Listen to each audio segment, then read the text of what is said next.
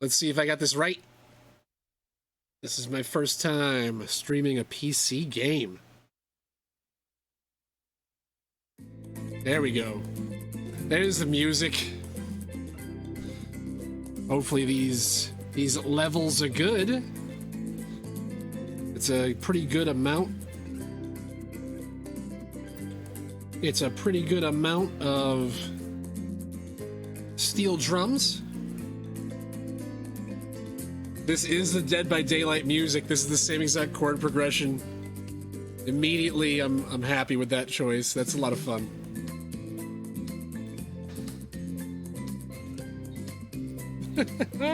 We are playing Hooked on You, the Dead by Daylight dating simulator. When it was announced, people thought it was a joke.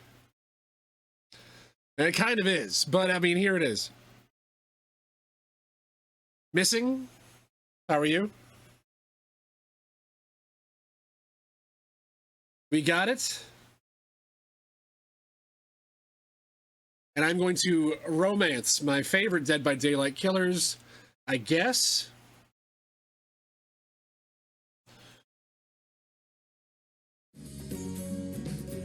We've got the Spirit. We got the Wraith. We got a mixed drink of some kind with a blight flower in it. That's awesome. The Huntress. And the Trapper. I can do that. I am great. I am doing fantastic. I'm very happy that I was able to set this up and not have any problems.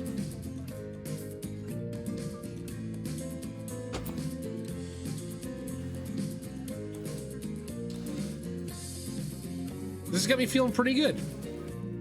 It's an unusual setup. My desk overfloweth with various pieces of equipment and other things. And I have two mice in front of me. And one of them is for my streaming laptop, and the other one is for the one that is currently playing Hooked on You, a Dead by Daylight dating simulator. Let's see if I can aim this down just a smidge.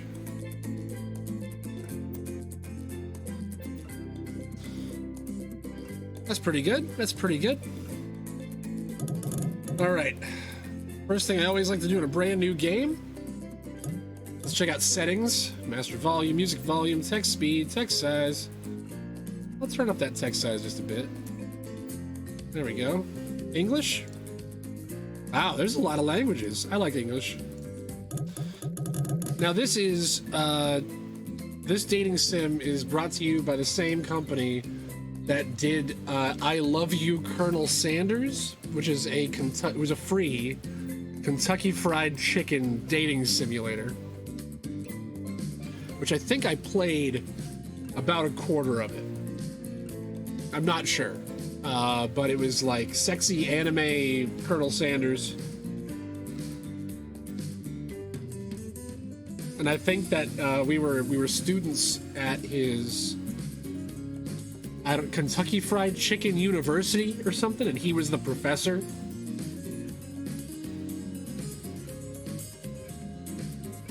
I have no idea what I'm about to get into. I know that it's kind of a graphic novel. I may have to do voices during this, and we'll see how this goes. Was he a fellow student? Well, shit. I guess I don't remember it that well then. Oh yeah, the professor was a corgi. Because we were set up to hang out one night.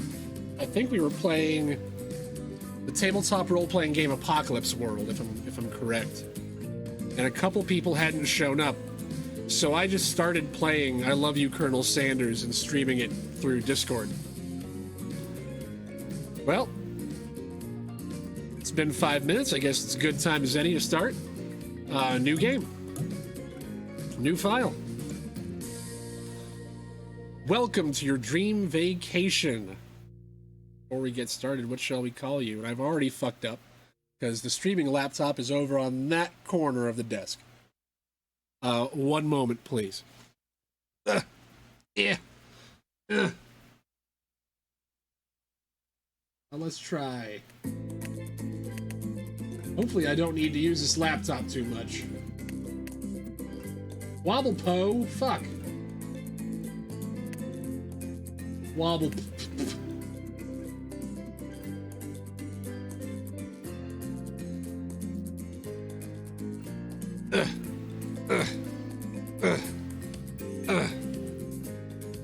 Take out the E? No.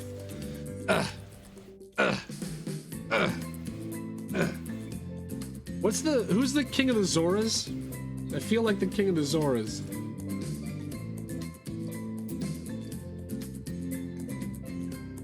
Hitting backspace and nothing's happening. I can only confirm.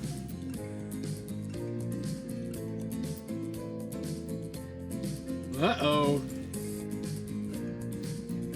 Well, it looks like we might be stuck with wobble.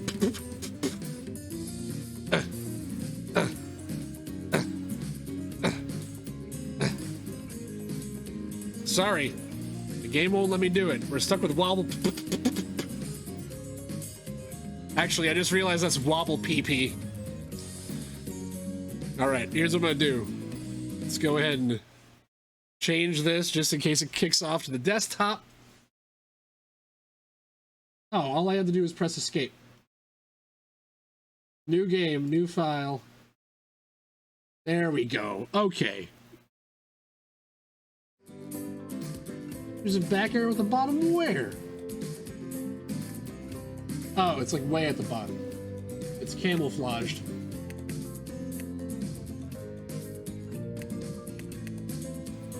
Wobble pop.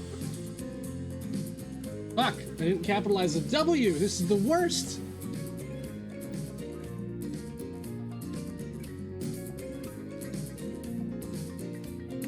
There we go. Okay, this is the time. Wobble. Pop. Oh, I did it. All right, achievement unlocked. All right, confirmed. Here we go.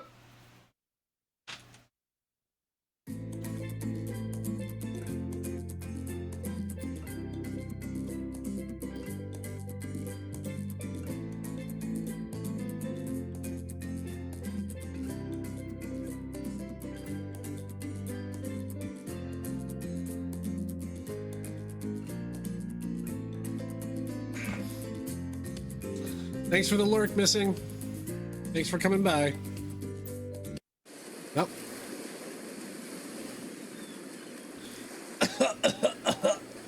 That's me. You wake up on the beach, soaking wet. Salt water stinging the inside of your throat, as if you'd nearly drowned. Water falls from your mouth as you open it to gasp for air. You have no memory of how you got there. In fact, you can only remember your own name, but not where you came from or a single fact about your life. What you do know is that despite the outrageous beauty of the landscape around you, you feel incredibly sick to your stomach. Wow, really went down the wrong pipe, huh? You need a minute, or can I go on? Because I can give you a minute. Because I can give you a minute. We've got plenty of time. Endless time, really. Oh shit, the ocean. An eternity if you catch my drift. Catch my drift, get it? It's an ocean joke. Whoa, not now, ocean. Sorry, Wobblepop. May I continue?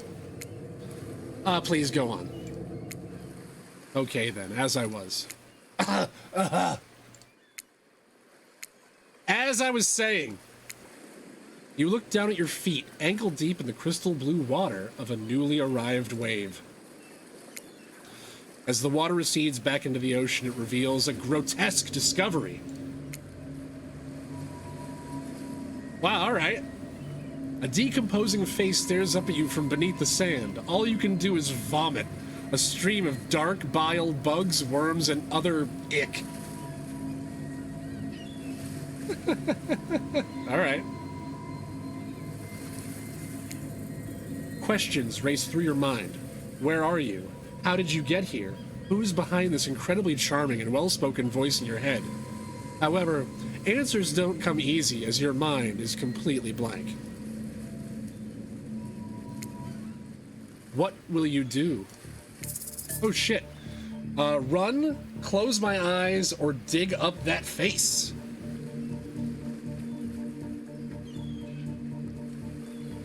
Well, I feel like with this being a dating simulator on a bright island, I feel like I want to check out the dark stuff. If anybody in chat has any suggestions, feel free to drop them in. But I think I'm going to go for dig up that face. You brush the sand away from the half-buried human head embedded in the ground before you. Hey! There's no body, just this head.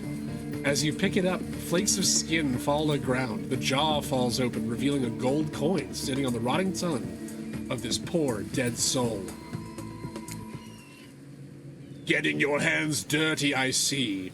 I like that. You're a take charge type.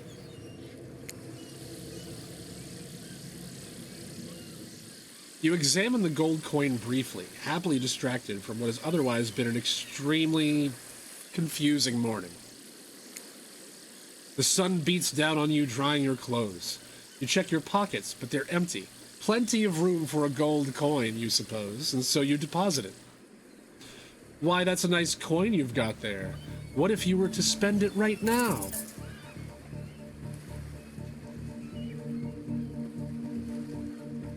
I just got this fucking coin. What am I even spending it on?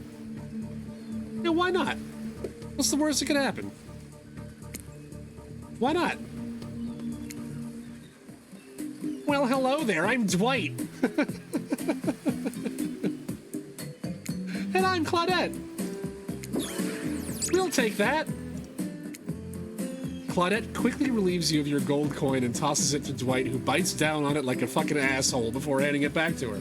Sorry, like an old-timey prospector before handing it back to her. And this is for you. Ooh. Claudette presents you with a tropical drink. When you take a sip, you find that it's incredible. Money well spent in your estimation. But I gotta ask, could somebody maybe design the next one of these dating sims to be all-inclusive? It really takes some of the fun out of the fantasy vacation to be watching your wallet the entire time.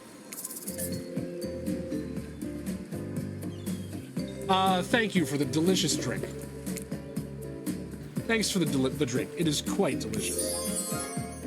You're welcome. Did someone just thank us?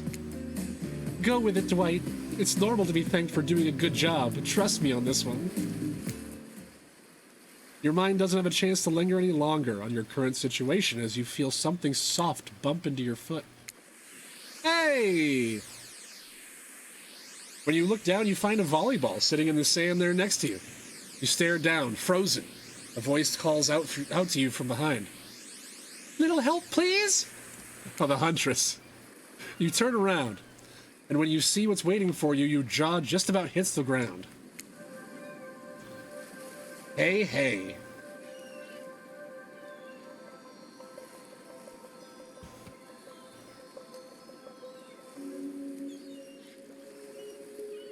All right.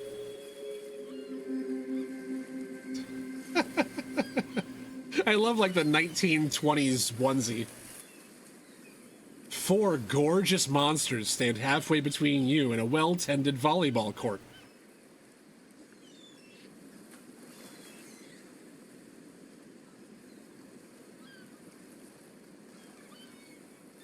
Man, the trapper is bulging quite a bit. Each of them oozes with undead energy, a magical aura reaching out and penetrating you via your eyes. Your heart begins to race. Curiosity, fear, desire, you can't help but stare at these casually dressed, let's call them killers. I don't know, not to be judgmental, but that's just the energy that they put out here. So many competing feelings rush through your mind all at once that you are completely paralyzed. Hello? There are weird days, and then there's this. All you can do is look down at the ball and back up at the monstrous lineup of, well, literal monsters. Sexy-ass monsters, though. Be prepared, everybody, be prepared for me to forget how these voices go as well. What do you do? Are you kidding me? You toss it back. Toss it back, kick it back, say no thanks, say nothing, do nothing. Toss it back. You bend down and grab the ball. It's warm from sitting in the sand on this beautiful day. When you give the ball a toss, it arcs beautifully through the air and lands right in Huntress's hands. Not bad, stranger. Huntress's muscles ripple as she grips it in her hand. You look her up and down and consider what it might be like to be held tightly in those strong arms.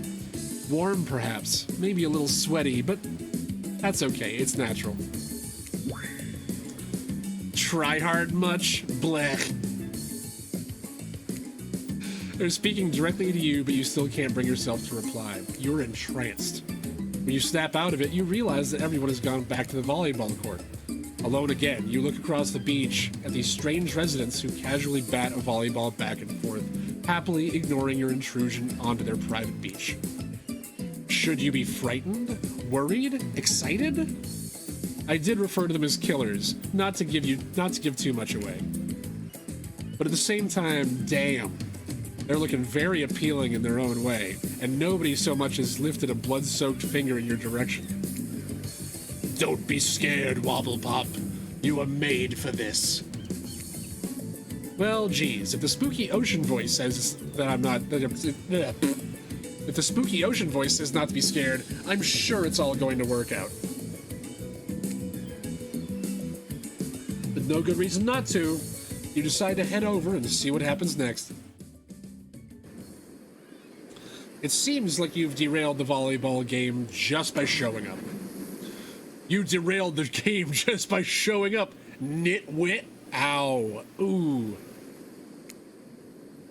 And I guess you're also a nitwit. Look, it's best just to go with what Trapper says when he says it. That's a policy that I hold for pretty much anyone who always seems to have fresh blood on their hands. Hey, don't worry about it. It's all just a game. Existence, that is. Besides, you seem a lot more interesting than a silly game. What's your deal? What brings you here? You mean they're here to do more than distract from my total domination? That was Wraith. The sign means that he was done with the game too. Either that or he saw a butterfly or something. Look, I don't care why this slack-jawed moron is here. I just want to know, can I kill him or not? You know you can't. At least not yet. While she stands there with a fucking axe. Oh yeah, not yet. Hey, Wobblepop, you might want to, say something. Actually, never mind. There'll be plenty of time for that soon enough. Right now, this group has some questions for you. But be warned, answer quickly and answer well. This is a timed quiz, and it will be very important later. All right. Are you guys ready? Let's go. Very important. Or not important in any way whatsoever. Probably that one, I can't remember. How attractive would you say you are? I'd say I'm average. Pretty average, I think. Just another face in the crowd, another normal, meaningless life in an endless cycle. I think you're quite cute myself, like a chipmunk or a grizzly bear. Hell yeah. If you could have any superpower, what would it be? Super strength, flight, or invisibility? I mean, I think invisibility is pretty cool. Same, although sometimes I think I already am. What's your best subject in school? Math, history, or skipping class? History. Nice. It's important to know what came before so that we're not doomed to repeat humanity's mistakes. I mean, we will anyway. But still, butt liquor. What's your favorite animal? Dog, cat, mustelid? Cat. Definitely a cat. What? Why is everyone looking at me? You think just because I'm a typical cute goth girl, I have some specific love of all things cats? And more specifically, black cats? Well, I do. But you can all go to hell anyway.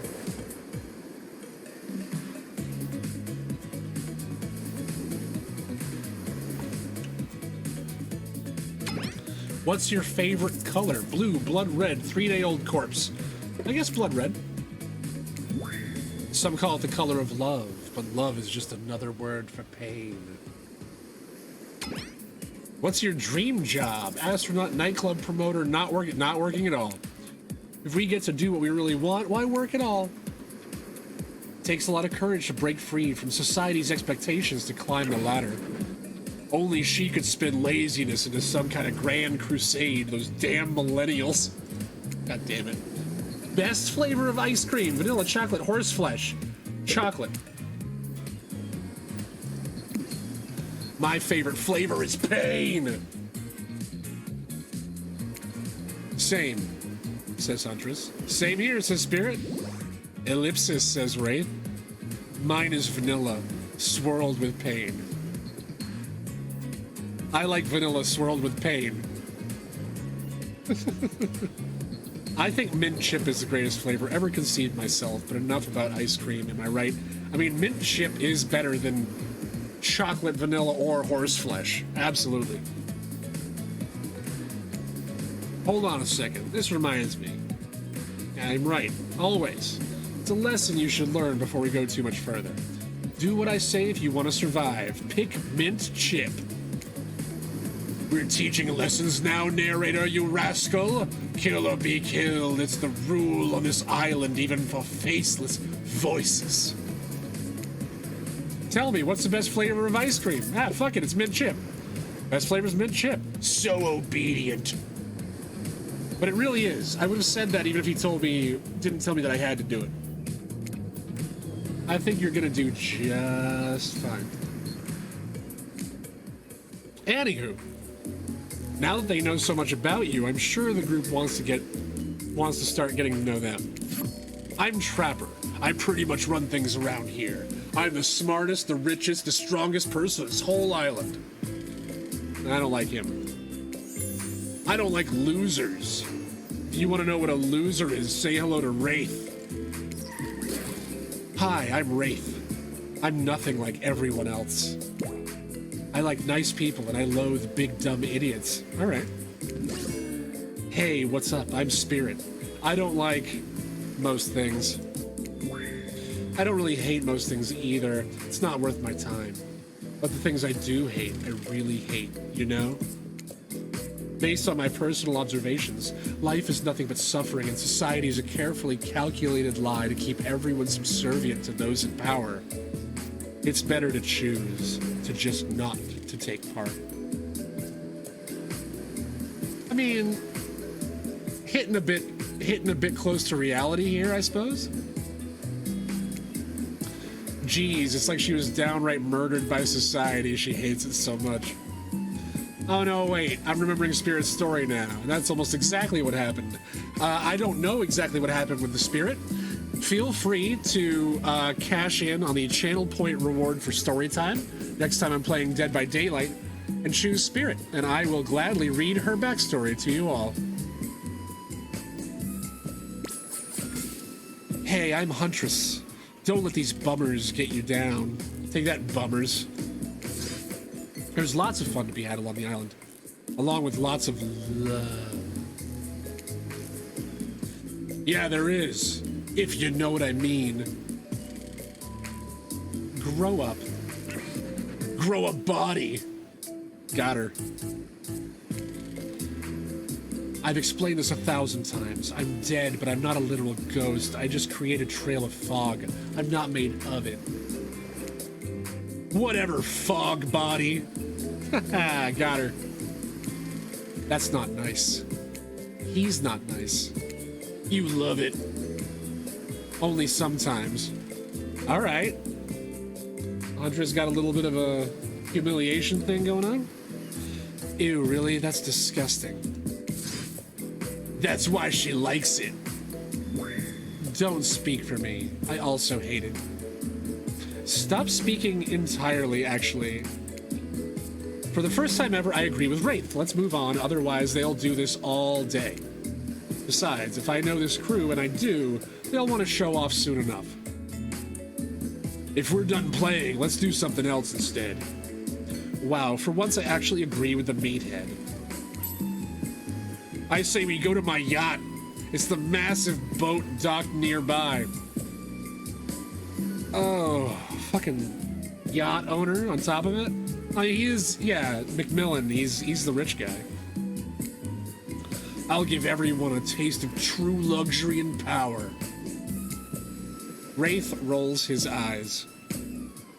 Don't mind him, he just hates fun and happiness.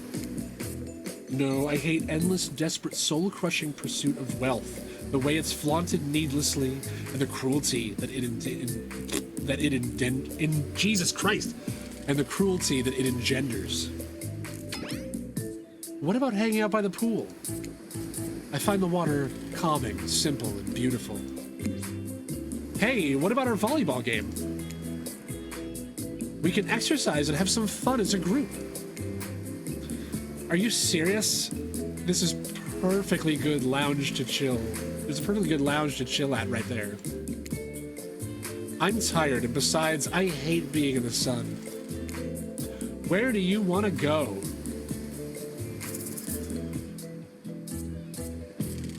So my options are the bar, the pool, the volleyball court. Oh wait, no, that's not the pool. The one on the right's a yacht. That's the Trapper's yacht. Trapper can fuck off. He is a meathead. I'm gonna go with the volleyball net because that's what Huntress wants. She wants to have fun. The Wraith is alright too. I kind of like that he's like, oh, I'm artsy. But I'm gonna go with the volleyball. I hate that I interrupted your game and you really should finish it. Yay, I love to play outdoors. I also love to meet new people. I also love to bring them home to play. Board games? I love board games. I'm sort of a big kid at heart. Obviously you are too. I like you already.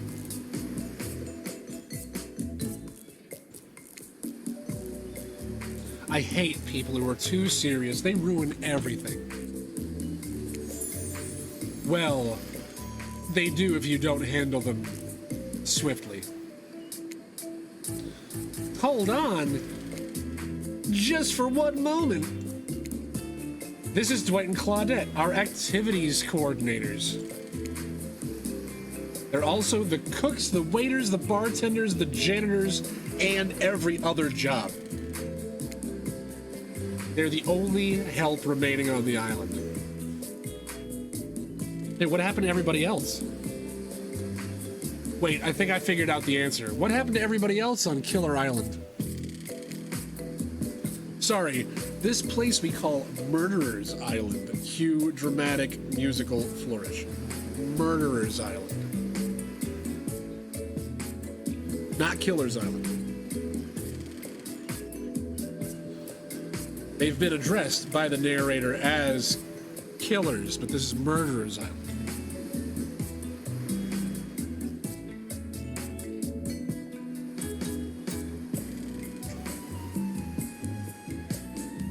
Oh, Barracuda. None of the others survived. Ahem, survived the interview process, I mean. Hence why we shall heretofore refer to them as survivors with a capital S. These two have worked here a long time. So very long. I don't actually know how long it's been. Sorry. Anyway, I should probably let Dwight and Claudette do their mandated jobs. They sure look happy, but they are vibrating with a nervous energy and it's starting to give me the creeps. We will escort you to the group. We will now escort the group to the venue of your choosing. However, in the future, we recommend waiting for us to present you with options whenever possible, and don't just run off to various activities unsupervised. We don't have much autonomy around here. The least you can do is allow us to do our job. The most you can do is help us off this aisle.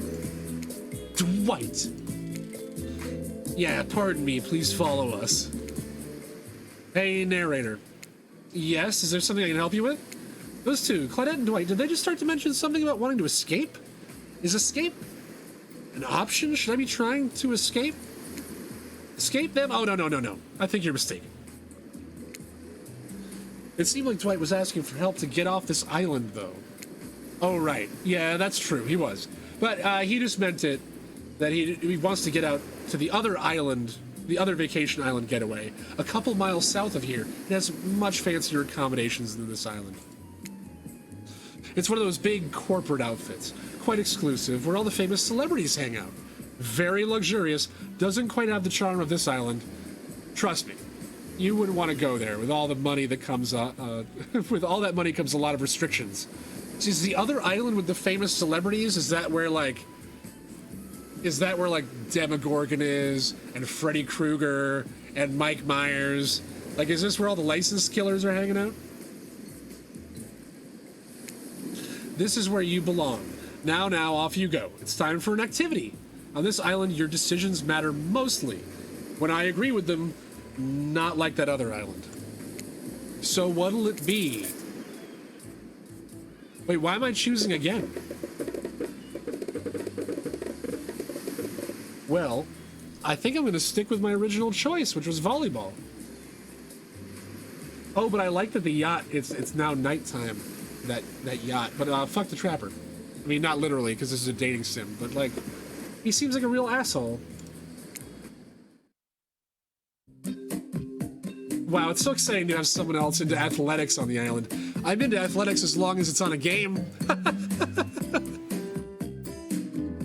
Spirit and Wraith are so boring, and Trapper's so predictable. Relying on brute strength to win games, he has no respect at all for grace and skill. Thank goodness you didn't choose the yacht. What kind of a person wants to be a sitting duck in the middle of the open ocean? You're just asking for a sneak attack from an elk?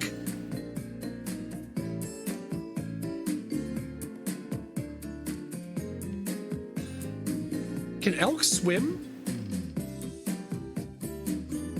Can elk swim?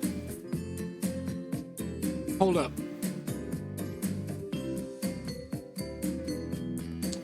Google.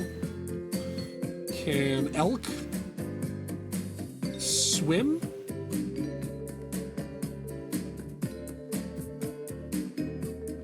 This is important. Oh, wow. They are excellent swimmers. They have hollow hair and rich fat, which make them especially buoyant and insulate them from the dangers of hypothermia in frigid waters. Damn. All right. I mean, yeah. So something that I've learned today is that if I ever win the lottery and I purchase a yacht, it actually is susceptible to elk attack.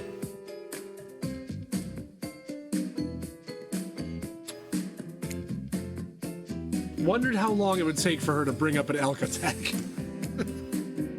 Game's starting up again. Make sure you're watching close. She's really something, huh?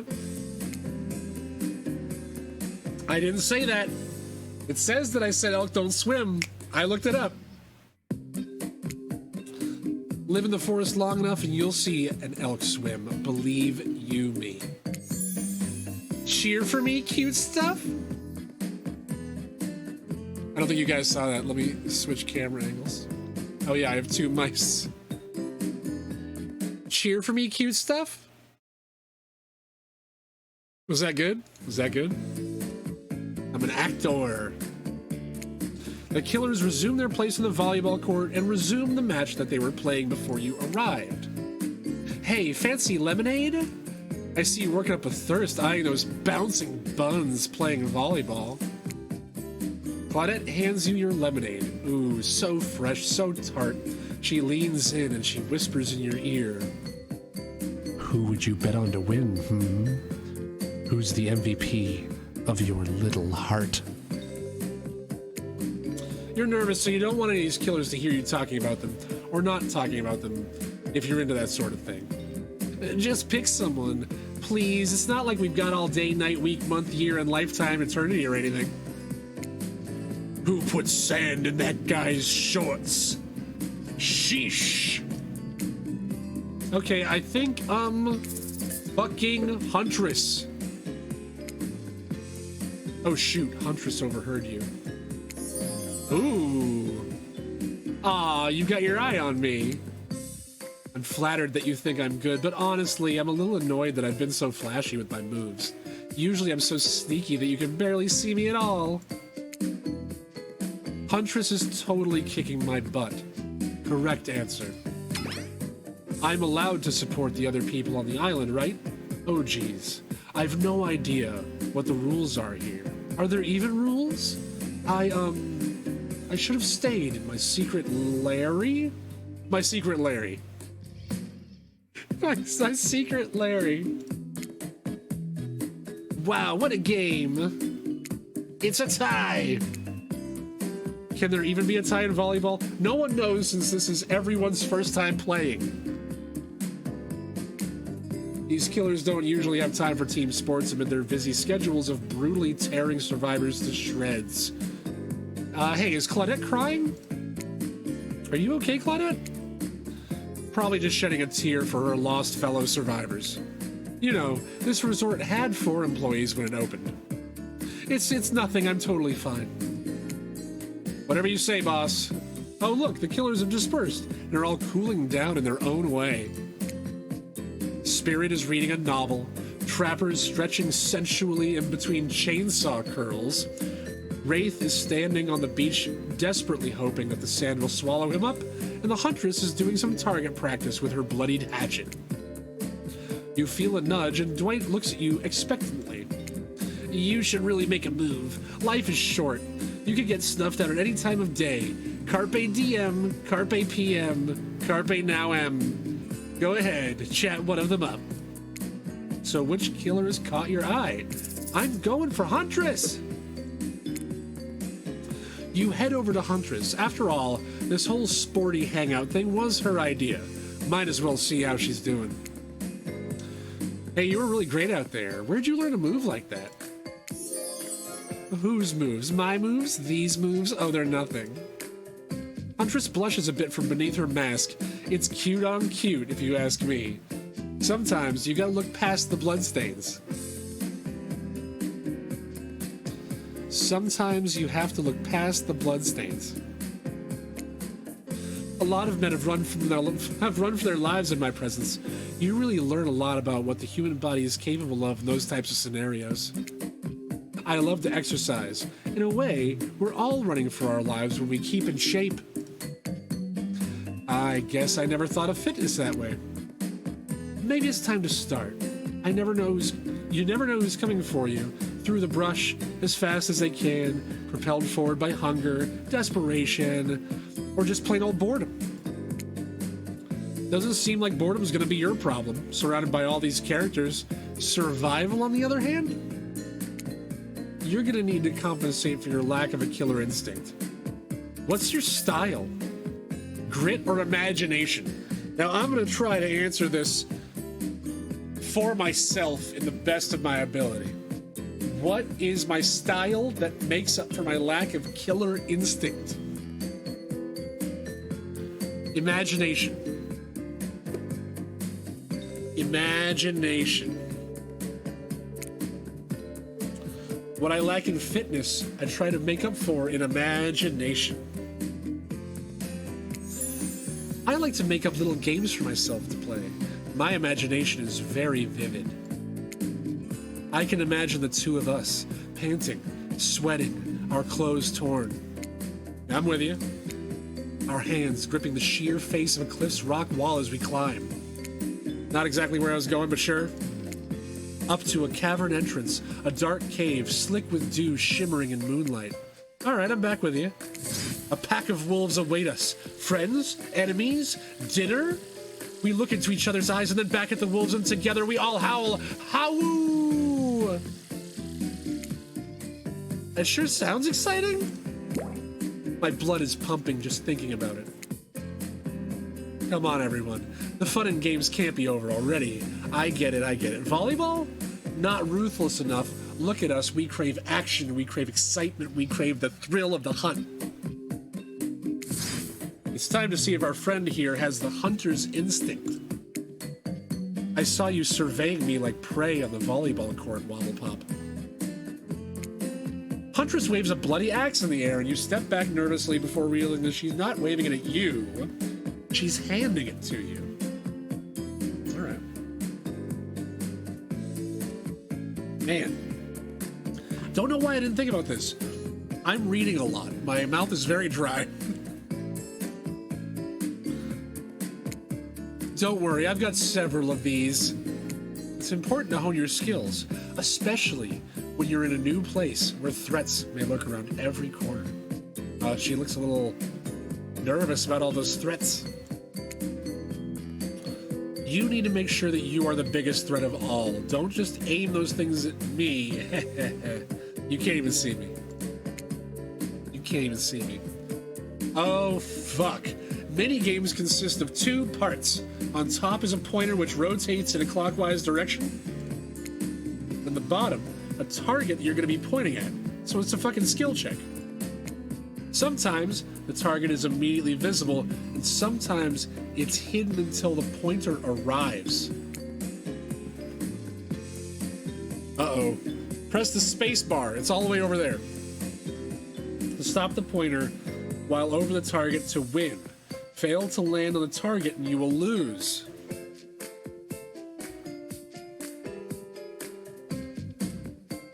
Let's see, how do I do this? Oh, why'd that go black? Okay, there we go. Let's see, I think I can move this laptop over here. And then I can reach that space bar.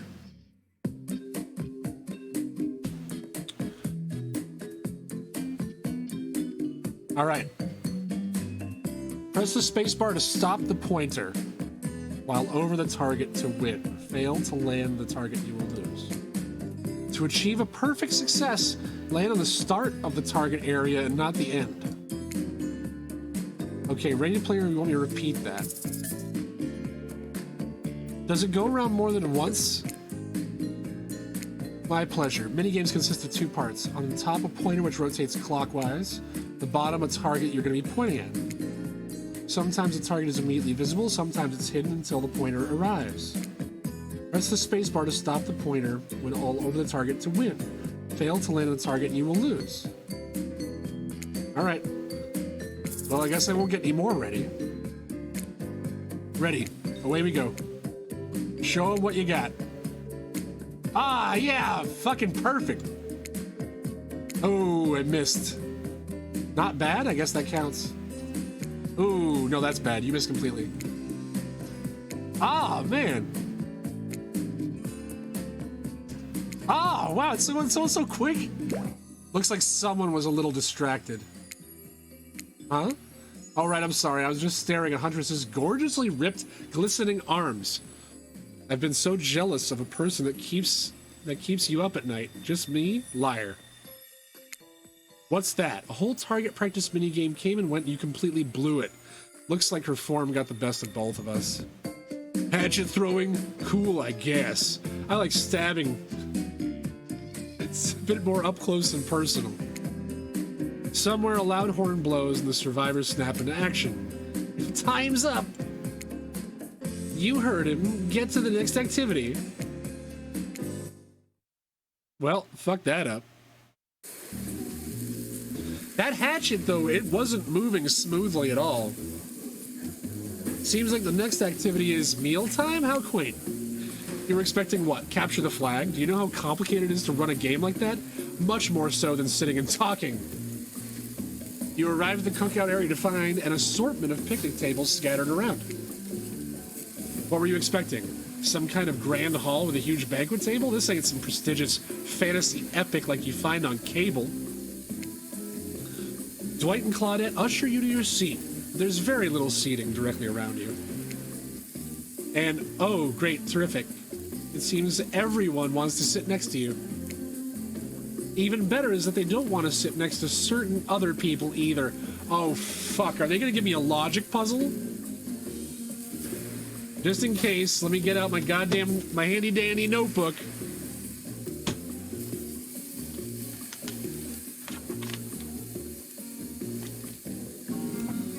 This music slaps. To start, no one wants to sit next to Trapper.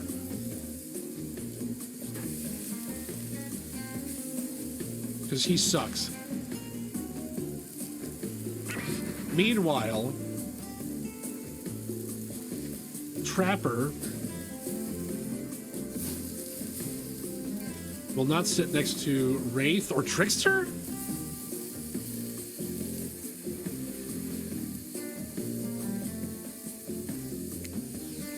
Oh, fuck. I didn't even know he was in this game. Oh, yeah. Trickster is here. Surprised? Yeah, well, they don't call him Expected Stir. I'm sorry. Even I get nervous around crowds of killers. My whole shtick gets a little flustered.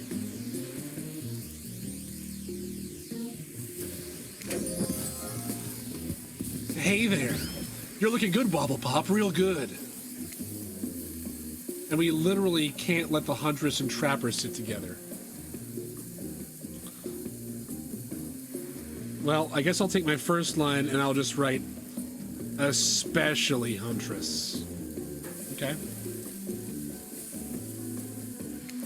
No, seriously, their arms are too big and they can't fit at the table if they sit side by side. Look at this, we can't even fit everyone on screen at the same time. You probably think it was an error, but it's not. It was completely intentional.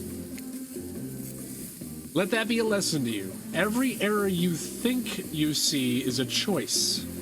You got that? I like that the Trickster has a inflatable bat.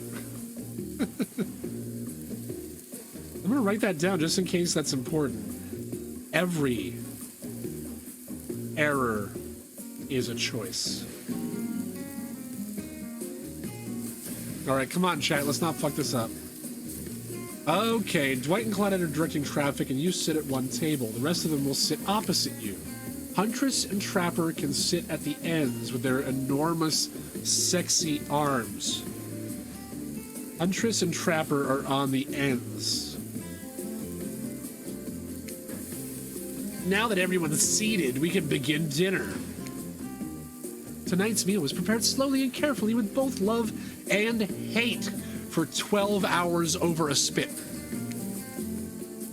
We hope you all enjoy. We really, really hope you do. Hey, did you actually tell us what you're serving? What are we eating? It's meat. Just the idea of meat. Seasoned with a specific number of herbs and spices that we can't divulge. Reference to I Love You, Colonel Sanders, I see. My favorite. Meat is good. Meat is murder. Which, you know, considering what you've been up to, who are you to get judgy now? I'm just sharing facts. And you need to murder something. You need to murder something to eat its meat. So that's like technically true. Technically true is the best kind of true. Okay, enough yapping, let's eat. Hey, Wobblepop, are you thinking what I'm thinking? I think so, Brain. Oh, it's gonna be a person on the spit, right? Or several parts of overlapping people, perhaps. I haven't seen many pigs wearing palm tree button-down prints, you know? When you look closely at the spit, you spot what definitely appears to be scraps of fabric sandwiched between some layers of meat. I think I might be sick. Is there anything else to eat? This took 12 hours. And we do literally everything on this island. Actually, there's one thing you're not doing today. You're not carving up this delectable meal. Wow, he's right for a change. Because I am with my broad axe, and the perfect tool for easily chopping anything in twain. First, who says twain? Sometimes, I swear, it's like we're all from completely different historical eras.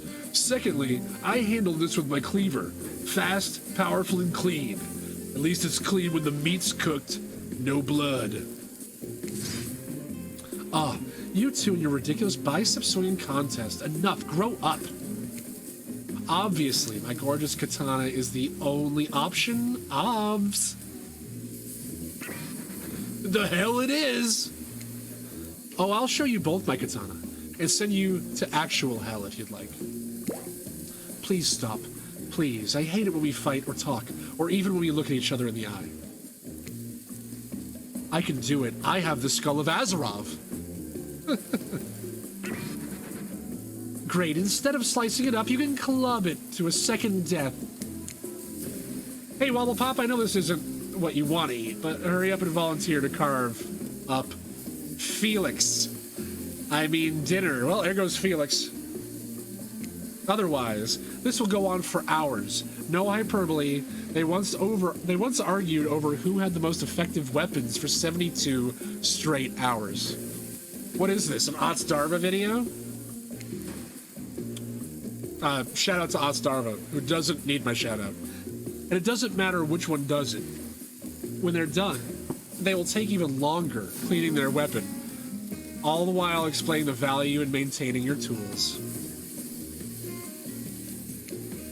Despite being a bunch of cold-blooded killers, for some reason, they're always terrified of tetanus. Always be worried about tetanus. Make sure you get your tetanus shots. Ask your doctor next time you see him. Hey, why don't you just let me carve up dinner? Splendid idea. We hate for it to get cold. We hated when it got cold. Here's a machete, freshly sharpened.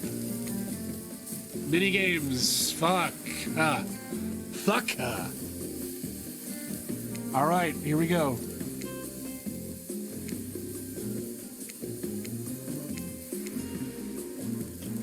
All right, let's get it perfect.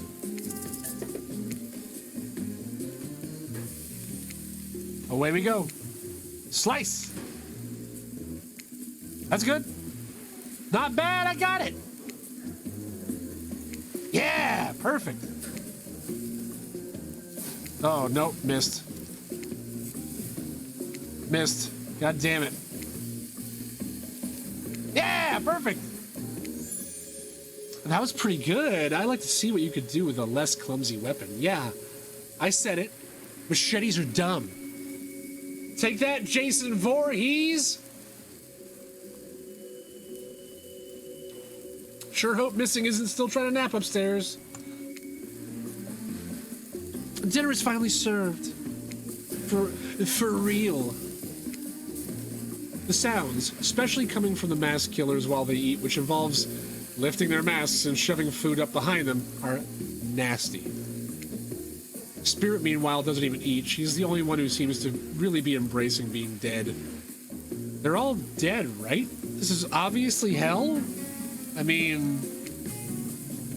Come on. We're still trying to be mysterious here.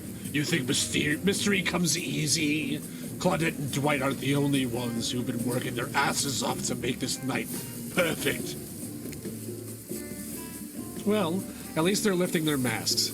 This is only 99% as disgusting as it could be if they just tried to mash stuff through there. Spirit, why aren't you hungry?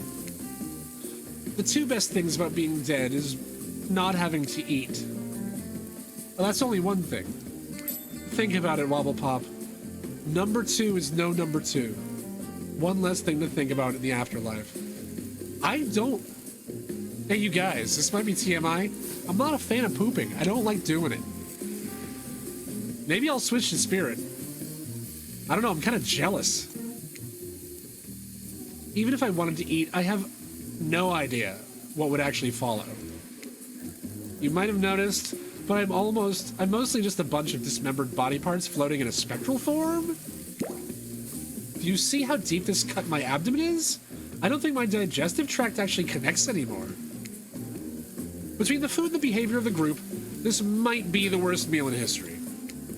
But even worse is that they're staring at you and they're not eating. You're not eating. They don't like that. I think they want an explanation why. What do you tell them? This is gross. I'm sorry. Look at that seagull. Another thing you guys should know about me. So I think I wrote all this shit for no good reason.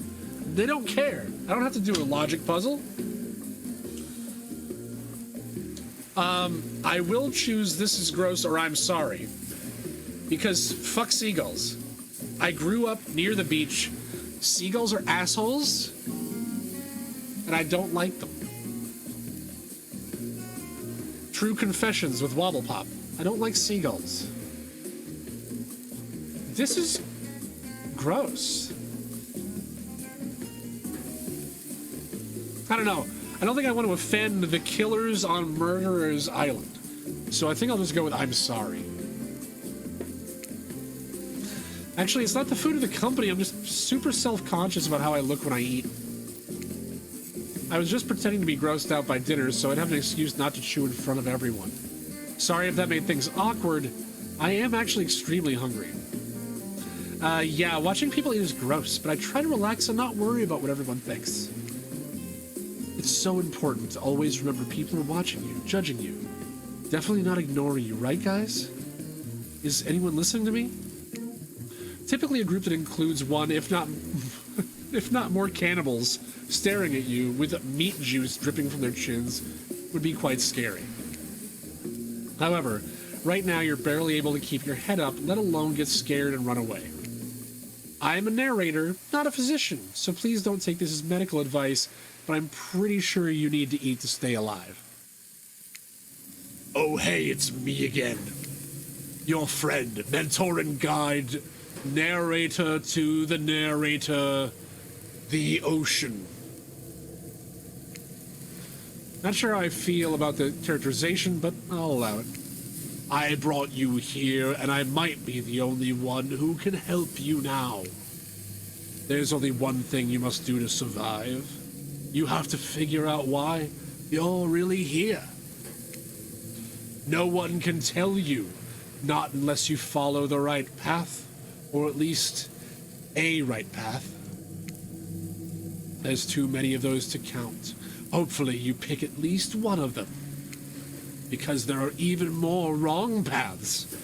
Many of them lead to your demise, and others lead to something even worse. Starting scenes over and having to fast forward back to where you were, am I right? For this place holds many secrets, even from itself. But the one that truly matters can only be learned if you answer the most important question. Why are you here? Why are you here? Answer that and you will learn the truth. The ultimate truth. Vague, mysterious, I gotta give it up to the ocean character. That's some quality early game storytelling. Hold on, I'm back. One more piece of advice. You made many choices by now. Some of them I liked and some of them I did not. It's in your best interest to make more choices like that. You wake up to find Huntress holding your limp body, gingerly pouring cool water into your mouth. Oh, good, you're okay. Sometimes when I try to care for people, they have a way of ending up less alive than when I started. Which would be a total bummer if that happened to you. It's been so long since I had a normal, happy, healthy, living person around. Usually, I'm just following into the same old routine of smashing everyone's head open with a hatchet before I really get to know who they are as a person. But you're not nearly as scared or too busy writhing in pain to see me for me. You feel nervous in her arms, but not because they're maybe crushing you a little bit, but because she's beautiful. Yes, beautiful. But I was just going to narrate the fact, not, say it out loud in a single word like some creep. Beautiful mask, your buddy mask. It's quite gorgeous. Nice recovery. But now that you're awake and talking, you gotta keep this up. Did you make it yourself? You're the first person to ever ask me that. Yes, I did. You seem so quirky and cool. You could do anything. Own an Etsy store, be a doctor, do something with this weird shaped foot that's behind the text box back here. Why is it that you kill people? Huntress sighs. You can practically see the memories flickering across her eyes, but she hasn't tried to kill you yet, so that's a good sign. It's all I was ever taught to do as a young girl. So I thought it was right. Even through the mask, you can see the Huntress is blushing a bit. It seems like your line of questioning has made her a little nervous. Hey, you didn't eat much at dinner. You want a snack? She offers you some jerky. It's probably human jerky, but her spice game is on point because it smells pretty damn good. Fine, let's eat some Felix. When on Murder's Island, you might as well eat as the killers do. Plus, you are really hungry, and you can chow down on jerky sensually, right? Oh, I'd love some. After a moment of quiet chewing on what you choose to believe is not human thigh meat, you decide to be bold and ask another question. Have you ever been in a relationship before? Dang, you're really going there. You do not play around, Wobble Pop. Oh, she's nervous. Huntress takes a moment to think deeply before answering. I must say, it's quite amusing to see this hulking bombshell get all twisted up with all these personal questions. Kudos to you, Wobble Pop. There was this one deer that looked me quite provocatively in a clearing once, but that doesn't count, does it? You hear the faintest giggles bubble out from behind the Huntress's mask. Haha, you're so cute, Huntress. No, it doesn't count. Whoa, what's this? You found something in the sand. Huntress reaches down to pick it up. It's a hair clip, probably left by some little girl who was playing on the beach long ago who is definitely still alive and not at all dead. Huntress closes the bag of jerky with the hair clip. Seems like she's a little mixed up on how exactly this particular item works. Should you go with the flow or show off some of your knowledge on advanced humaning?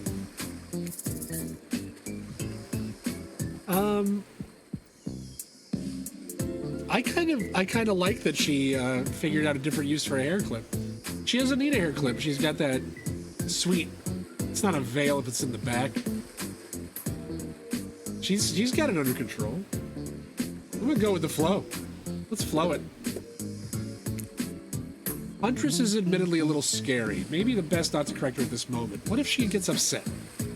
She could probably kill you with nothing more than this very clip itself, wielded as a blade in her nimble fingers. But honestly, would she even need the clip? Certainly her bare hands are enough to get the job done. You take a gulp thinking about just how fragile your puny little neck is. I got a decent neck. This is a pretty good neck. Also, between the fainting, the human jerky, and the probably dead girl's hair clip, you're feeling ready to get back to the group and have a lie down. Good thinking. We wouldn't want the jerky to dry out. I hate to break this to you, but never mind. Well, I guess I fucked that up. Just as things are really heating up, you hear a flurry of footsteps behind you and you quickly spin around, ready to fend off whatever new danger has popped up on this strange island. Only to find that it's Dwight and Claudette, sprinting across the beach, clipboards in hand, which they are waving in the air above their heads. It's very important that we stick to the itinerary and attend each event as scheduled. Playing sick for cute... Oh, sorry, Dwight. Playing sick for cute flirt points was not a part of this evening's activities. That's strictly slotted for after campfire story time. At this rate, we'll be late. Playing sick? No, no time for excuses. Well, there is, but that's also scheduled for what comes after the flirting. Go, go, go, go!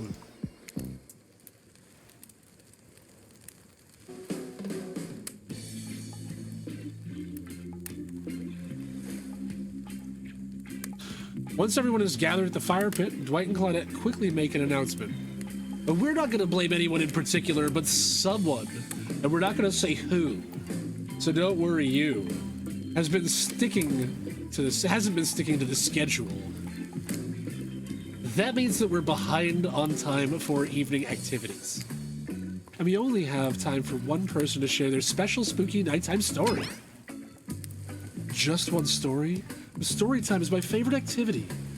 This is a narrative-heavy experience. This is. You're telling us that the only one person gets to share? How will we decide who? Oh, great. We have to decide as a group? This never goes well. Whoever did this, step up now. I swear I won't be angry. I'll merely chop your head clean off. No fuss, no muss. Voice trembling, you realize this is probably it for you, but you embrace your fate.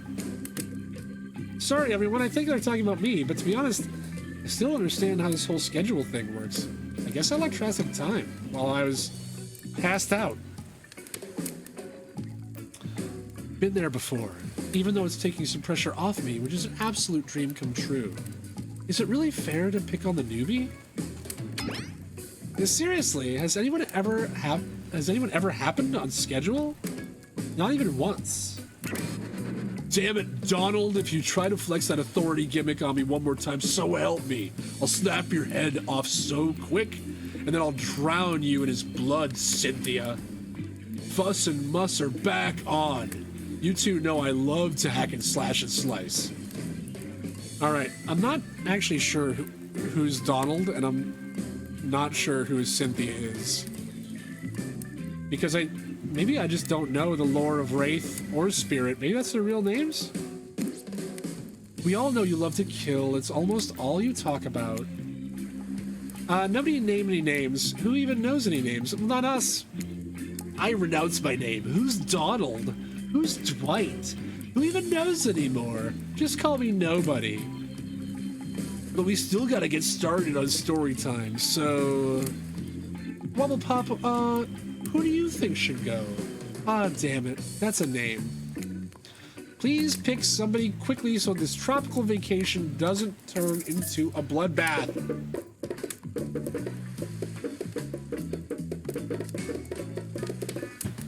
I feel like I gotta go all in on Huntress, huh? Huntress, I choose you! Pokeball. Whoa. This entire experience is being carefully crafted to avoid an IP infringement lawsuit. So let's be careful with the catchphrases, will ya? Shit.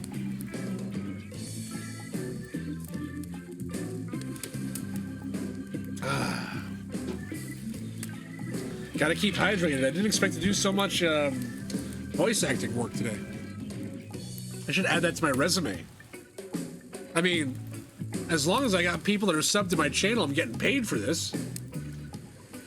I could put that on my resume. Voice actor. That's offensive to voice actors. There's voice actors there that are fucking awesome. Anyway. Huntress steps up to tell her story. The campfire flickers in her faraway eyes. There's a village outside the deep and ominous redwood. No child dares step foot past the threshold of the thick trees and brush that separated safety from the unknown.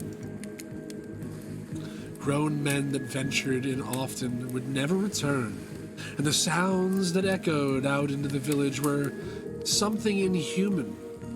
The women of the town told a story to the young children, hoping that it would be enough to dissuade them from curious exploration beyond the boundaries of the village. They told of a creature that lurks in the woods, half woman and half beast, singing like a siren, haunting, beautiful, her voice the last relic of her humanity. It lulls all who hear into her domain, and not precocious child, nor fierce soldier can escape once you are in her clutches. Those who've seen her say she wears a mask of hair, stained with blood of so many poor souls. The hatchet she wields has been brought down brutally on the skull of many an unsuspecting hunter. The nightmare doesn't end, for what's a hungry beast to do in the frigid winters with nothing but hunter meat to live off of? It is said that the huntress, as the villagers called her, couldn't bring herself to kill the young girls she came across in the forest. Instead, they'd suffer a fate even worse than death. Longing for a child of her own, she'd bring them back to her secluded cabin to keep them safe. She'd wrap a tight cord of rope around their necks and affix them to the wall. That way they would be warm, and that way they would be out of harm's way. The huntress would even bring the girls presents. Toys that she had pilfered from other bodies, masks that she had fashioned out of things from the cottage, and little dolls made of grass and twigs. But these toys did nothing to quell the children's fear. Within days, the girls would waste away from starvation and dehydration. For all her good intentions, the huntress had never learned to care for a human child. You see a tear creep down from underneath the huntress's mask. Suddenly, the most beautiful singing voice you've ever heard fills the air. Sleep, my darling tiny one, tucked within your bed so tight, else the old grey wolf will come and grab you by your side. There's a brief moment of silence, and you feel the need to contribute to this stirring moment.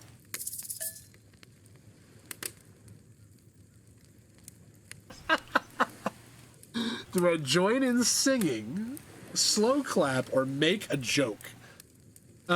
Typically when someone's in the middle of crying, typically making a joke is not a great idea. Slow clapping seems, it could be kind of appropriate. Join in singing could be rude.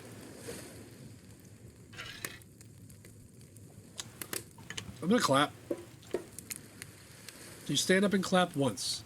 Then after a beat again, slowly building a dramatic group clap.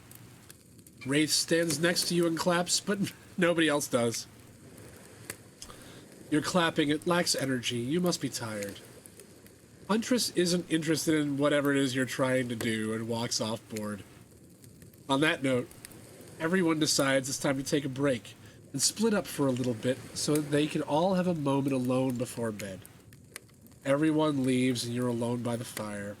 The only thing you hear is the ocean slowly lapping at the shore. This is nice. A true moment of peace and tranquility that lasts for all of 7 seconds.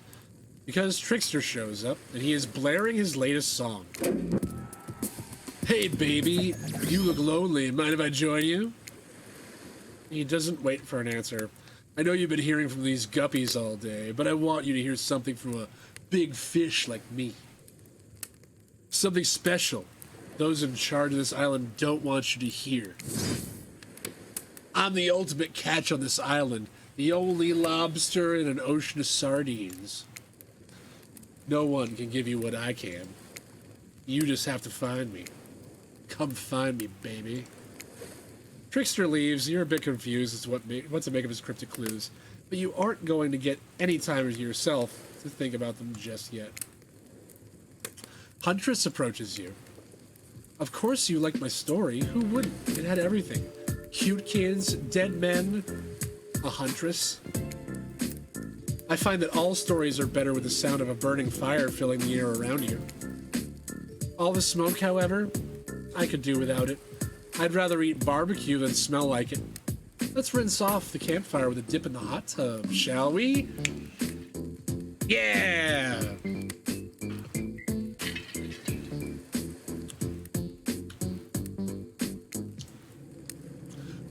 Dipping in hot tubs with the huntress? You've come a long way in a single day. I'm not saying you shouldn't follow her. An offer like that? Just don't forget our little talk. What was this talk? Oh, he asked, we have to figure out why we're here. You and your storyteller friends slip into the water. It's just the right temperature for an evening dip. Plus, if some jealous shark comes along and manages to jump from the ocean into the pool, you're also pretty sure your killer companion can handle it. Before you run off, I want to make something clear. You know that half woman, half beast I was talking about in my story? Well, that's me. I'm her. Oh, no shit. Yeah, I got that. Figured it out pretty quickly, actually. Oh, well, I just wanted you to know, in case you thought... You see, I was doing a thing where I tell a story in third person, but it turns out the story is about me. Huntress's eyes leer at you from behind her mask. She's had her time in the spotlight and is playing coy now. I chuckle awkwardly at Huntress's statement of the obvious. Why are you laughing? I can't help but giggle when I'm both about to die and also maybe falling in love.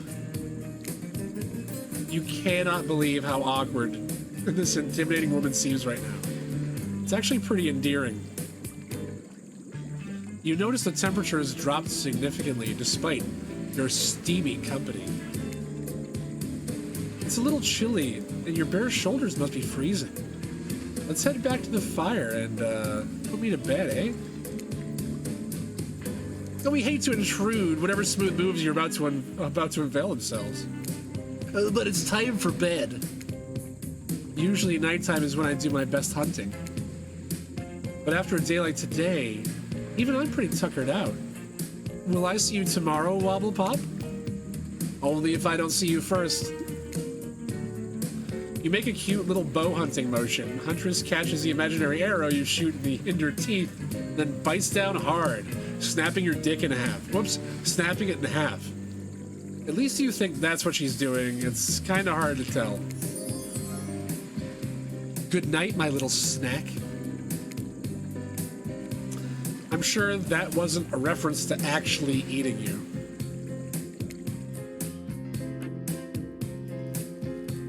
You head over to the campfire. The heat is comforting on this chilly night. Looking into the crackling embers, you think about Huntress's story of the half-human beast that abducted all those innocent children and attempted to save them and led them to their doom. Are you a mistaken prisoner here on this island? Is this your salvation? Or will it be your demise? Before you can dwell too much on your fate, Claudette and Dwight arrive. Their now familiar creepy smiles stretching from ear to ear. It's a bit menacing to see a smile like that lit by the firelight. We must apologize for the accommodations. We weren't prepared for another guest. But we're gonna make you comfortable, or die trying. They hand over a pillow and a blanket, and welcome you to snuggle up by the fire.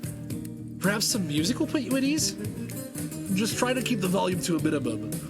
Our other guests aren't the types that you want to rob of their beauty sleep. Mini games consist of 2 parts. You reach awkwardly over towards my space bar.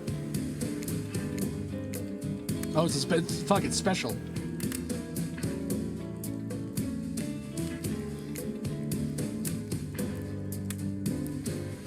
Fuck. I gotta have him repeat that. Okay, minigames consist of 2 parts. On top, a pointer which rotates in clockwise direction. The bottom, a target you're going to be pointing at. This here upcoming minigame is a special minigame, perfect for the less coordinated because there's no winning or losing. Well, not technically. Whatever the pointer stops at, that's your result. I suppose if it doesn't stop where you want it to, that's a bit like losing. But no one has to know if you didn't tell them.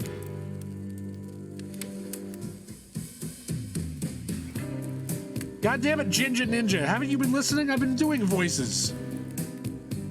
Okay, ready, play. Or would you like me to repeat that? I'm ready. Ready. Away we go.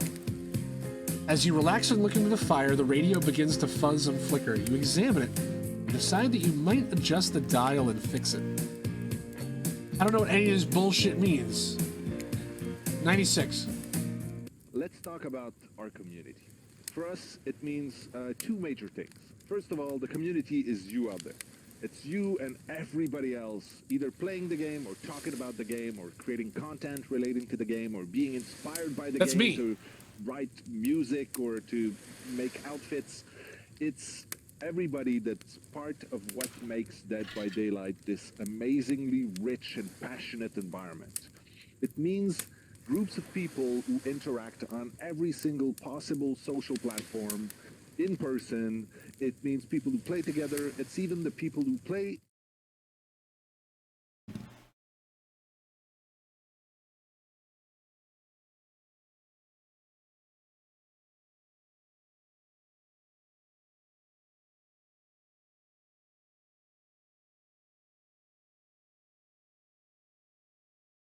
know about that. So the other part of community. Shit, for I didn't us realize that is other scene didn't the have my community game team. capture. It's our team that we built. Obviously, this was a very small thing 4 years ago. It was pretty much just, All right, okay. Dave and Let's see what's I on this station. Talking to you live and trying to sift through every single forums, which we couldn't do.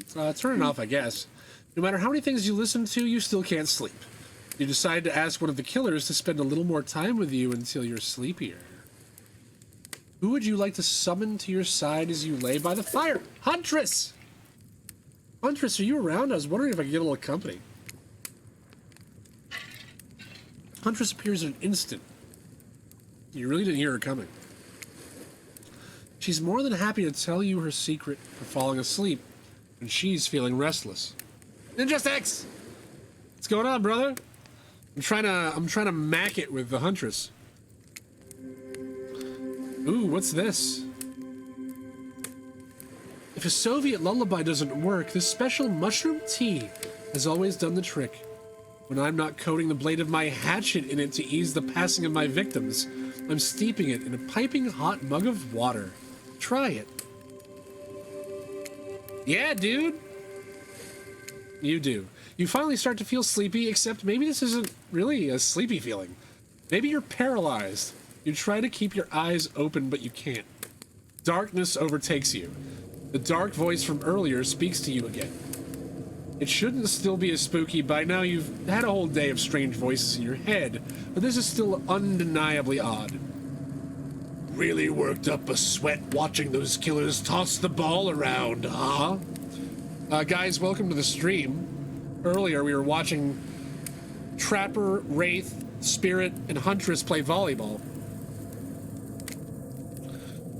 Would it have hurt so much to go splash around in some cool ocean waves afterwards?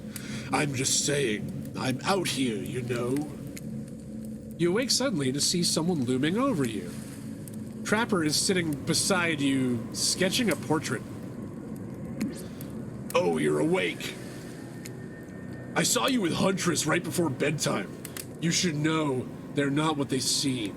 Not like me, who's obviously completely honest and trustworthy. I was out checking to make sure you weren't sleeping near one of my... Actually, never mind. Just be careful where you sit. But since I'm here, I'd like to share 2 things with you. 1, I do not take rejection well. 2, the first thing is very important to remember. Dude, were you drawing me? Trapper doesn't answer. You aren't drawing stink lines radiating out from me, are you? Still nothing from the Trapper. Look, I'm not an easy guy to get along with, but I am an easy guy to spend time with. That will make sense if you choose to spend time with me tomorrow. The rest of this scum live like rats. They wouldn't know a good time if it bit them on the ass. I mean, that, literally. Point is, if you select me, you're in for a day of luxury, extravagance, and fun. Yeah, I said fun. And if I don't pick you, remember what I said earlier, or I might be the last thing that you ever forget. But hey, you look tired. Get some rest. Sleep. Maybe even sleep well if you can. Just try not to roll over to the, well, about 15 feet to your left. Finally alone for real this time, maybe. You drift off to sleep again. Hopefully you're not poisoned. Yeah, Trapper and Huntress don't like each other very much. Wait a second, where are we? This isn't... Oh, geez, it is. It's one of those reality show confessional rooms where all the contestants talk directly at the camera. I think today went really well.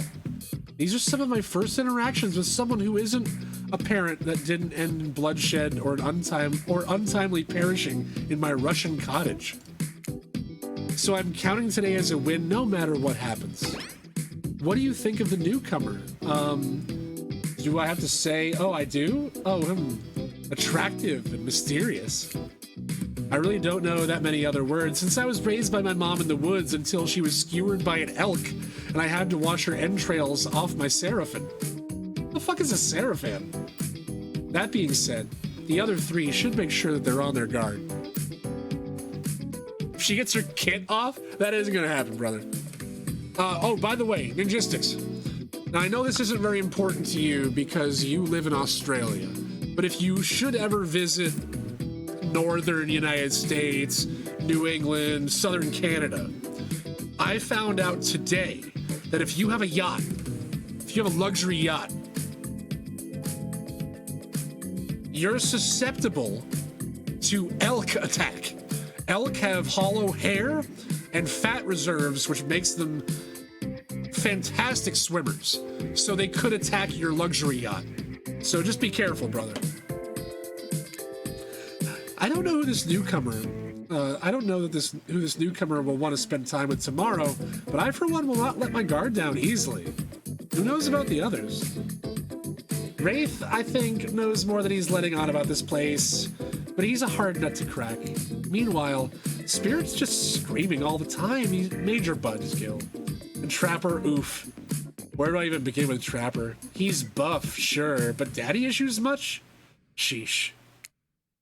Look, I don't need anyone. I've been perfectly fine on my own since my mother died. I eat a fine diet of raw deer, bear, and human, and I'm fit as a fiddle. Yeah, Logistics, watch out for elk. That being said, something about this newcomer makes me think I might be missing out on some huge part of this thing called life.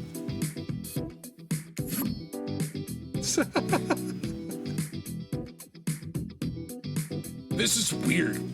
I don't care enough to kill this person, but if anyone else wants to, I don't care enough to stop them. Might have to just kill Dwight to feel anything again. Yeah, today was fun. I don't want to get ahead of myself or really, invest in something that might hurt me, so I don't know. Maybe we'll just see how it goes, or maybe they'll realize I'm not the one for them. They seem pretty smart, so that's probably what'll happen. I gotta learn to go easier on myself. Who could love me if I can't love myself? Have you ever felt absolutely nothing inside? It's fine.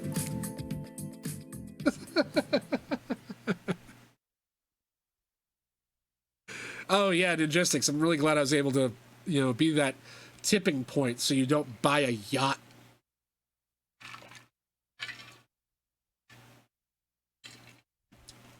You open your eyes. The sun is shining. There's not a cloud in the sky. And you feel great. Totally well rested. You're not even suspicious of the fact that you fell asleep by the campfire but woke up several yards down the beach. Wait, are you on vacation? Was yesterday nothing more than a strange dream? No, not a dream. You really are here for another day. Why? I have no idea. You're obviously a weirdo.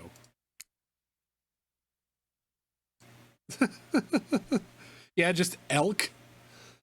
Speaking of weirdos, I see the rest of the gang is hanging out on the beach. This is definitely not a dream. Quick side note, Ninjistics, I don't know if you realize how fucking huge elk are. Well, I lived in Colorado for a little while, and we actually had to postpone, or I should say be delayed by like 45 minutes, a road trip that me and my girlfriend at the time were on, because there was a family of elk standing in the road. And everybody just got out of their cars to like take pictures of them and shit. And the smallest one, I'm like 6 foot. The smallest one that was there was probably about like 10 foot. They were fucking gigantic. Speaking of weirdos, I see the rest of the gang is hanging on the beach. This is definitely not a dream. You know, I wasn't planning on doing the voices, but I also don't know anything about the game. So I thought that there was going to be voice acting, and there isn't. And so I need to make this interesting. And I'm hoping that this is something that, while it's a visual experience, I'm hoping that people could just fucking listen to it, because I'm kind of doing voices. I wouldn't rule out a nightmare just yet, though. At least they make for a sexy bunch, no? And talk about sexy. Here comes Trickster carrying coffee. Morning, beautiful. I thought you might like a nice cup of joe to start the incredible day off right. A cup of brown for you Australians. Look at that coffee. It looks great. Trickster seems suspiciously cheerful. I'm sure there's nothing nefarious behind his joyful demeanor, though. Everyone knows musicians are morning people. I also want to wish you good luck. Today's an important one. My only regret is that I won't be a bigger part of it. Budgeting issues. Also, I'm just swamped with engagements, especially on the other island. They hinted at another island that they kind of also hinted is where, like, licensed killers are. Trickster winks at you. If you want to ask him how to reach the other island, now is the time. Never mind, he left. Well, at least he brought me a cup of... No, wait, don't drink that! What the hell was that? They don't call him Trickster because he's good on a skateboard. And he definitely didn't get that name because he brings people drinks so they can have a good morning. That was almost certainly not coffee. And I don't want anyone casually poisoning, imprisoning, and torturing you yet.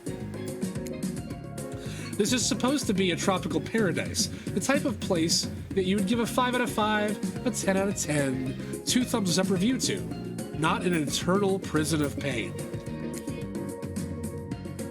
Please make sure to leave a review. It helps with the algorithms. Just trust me, I'm looking out for you, so can we please move on? Hey, wait a second. How did a possibly omniscient, possibly unreliable narrator physically just knock that coffee out of your hand? This is not Parliament, and the floor does not recognize the ocean to speak out of turn at this moment. I need no recognition, for I am the ocean. I dominate the land. I submerge those who defy me, and I become their watery grave. Actually, speaking of graves, I would like to say something of grave importance. Fine, go ahead. Even if this place is an eternal prison of pain, and I'm not saying it is, even a place of extreme horror can receive a 5 out of 5, 10 out of 10 thumbs up review if it was crafted with love and/or that's the type of thing you're into. You know, Ocean's right. A lot of hard work goes into a place like this. You should really judge it on the artist's intent and whenever possible, start from the mindset of giving them the benefit of the doubt, constructing these elaborate simulations, vacations. It's not easy to do. Sometimes there are small bugs or inconsistencies, but that's just the nature of the process. Perfection is overrated. The universe is filled with mysteries.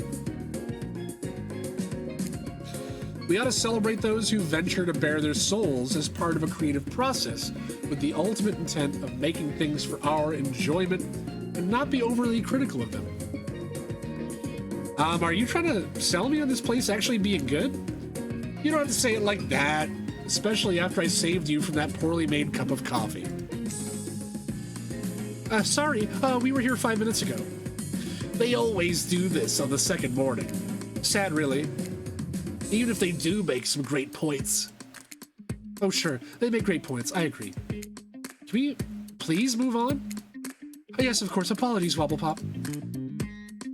The last few minutes aside, have been enjoying your time here on the island? Yes, I've been having a lovely time. Yes, it's been really entertaining. Yes, I'm not suspicious that there's no option. It's been really entertaining.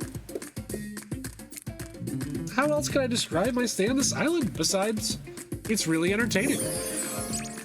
Wow, 10 stars, here we come. Can someone remind me to skip this section next time? Nope. We do need to ask you one more question though. We all had to sign away our rights to say anything negative about this place. Would you please sign this non-disparagement agreement? Yes, I will. Wobble Pop for Fog Whisperer 2022. Yeah, I would hereby agree to participate in a verbal contract stating that I, Wobble Pop, will never say anything negative about my stay here on the island. Perfect. Delightful. Excellent. Yes, yes. Hey, Wobble Pop, it's still totally cool if you have constructive feedback. The place to leave that is in a positive review, because we all know that nobody reads negative reviews of games or resorts like this. Anyway, I see Dwight and Claudette have gone into a trance, and that grumbling I hear from your belly, well, that can only mean one thing. Breakfast. Breakfast is one of my favorite meals of the day.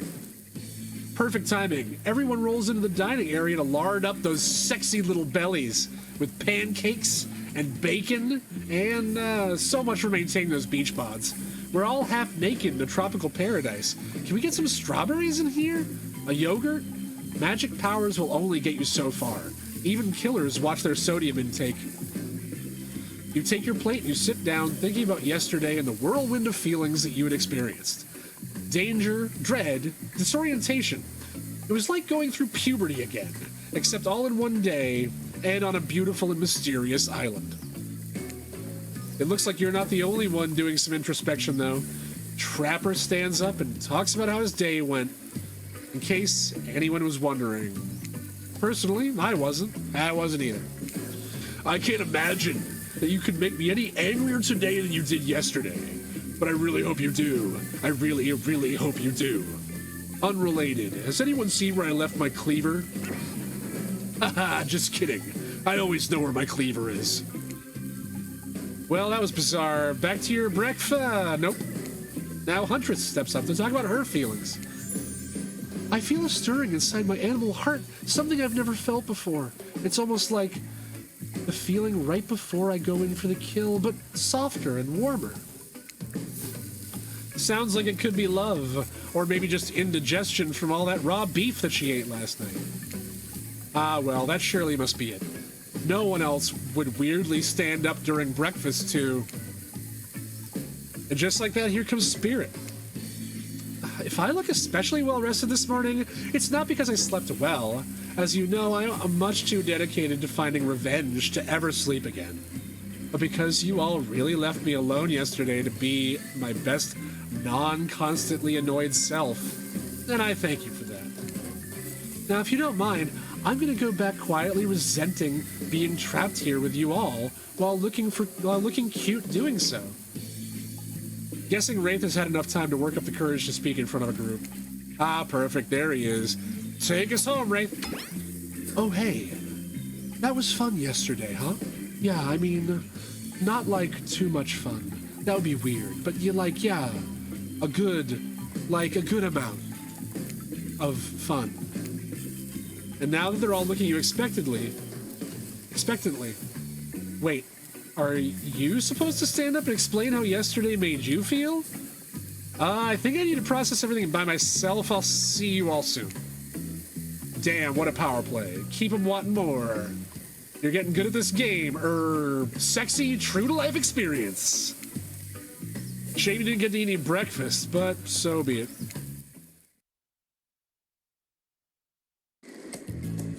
After breakfast, you head to the hot tub by yourself to clear your head. Yesterday was, in short, a lot. Before you get there, though, something catches your attention. You hear that? Who are you addressing? Me? Well, yeah, I guess. That is okay, right? You know, I might be pursuing a relationship with one of these 4 fine killers, but it feels like the person I'm getting to know the most is you, narrator. It's only okay in so much as it serves to illustrate that you've lost your mind, seeing how I'm not real at all. Yeah, I heard it this time. I think it's coming from behind the pool shed. No, no. Stick it in there. A little more. A little more. Oh, yeah, that's it. Yes. How does that feel? Intense. Nice. Yeah, that feels right. This is uncomfortable. Now I want you to take that and put it right. Yeah, you know what I'm talking about. Just like that. Exactly like that. I swear I had no idea these two even do, whatever it is that they're doing. I'm afraid to look. Please say something so they know you're close by and can hear everything. Oh wow! Look at this super cool bottle of Trickster brand suntan lotion someone left on this chair. Anyone know where I can buy some? Damn it. Aw, come on, a little privacy, please. Dwight is panting and Claudette has a crazed look in her eyes. Sorry, I didn't know how else to let you know I was here and that I could hear you. Well, you know. No, what? What do you think we're doing? You were doing... I don't know exactly what you were doing, but it sounded like, fun? You think 2 people trying to find new ways to kill each other in a desperate search to make their own death permanent is fun? Oops. We get 5 minutes to ourselves every day, and we spend it hoping that if we stab each other in just the right spot, we won't get resurrected. I've come to believe that the key is finding the exact place that we need to bleed out from, and I believe that that place is in our appendix. Why else would it be there? Yeah, it makes sense to me. Did you actually think we were me and him, Dwight? You don't have to laugh that hard. They get it.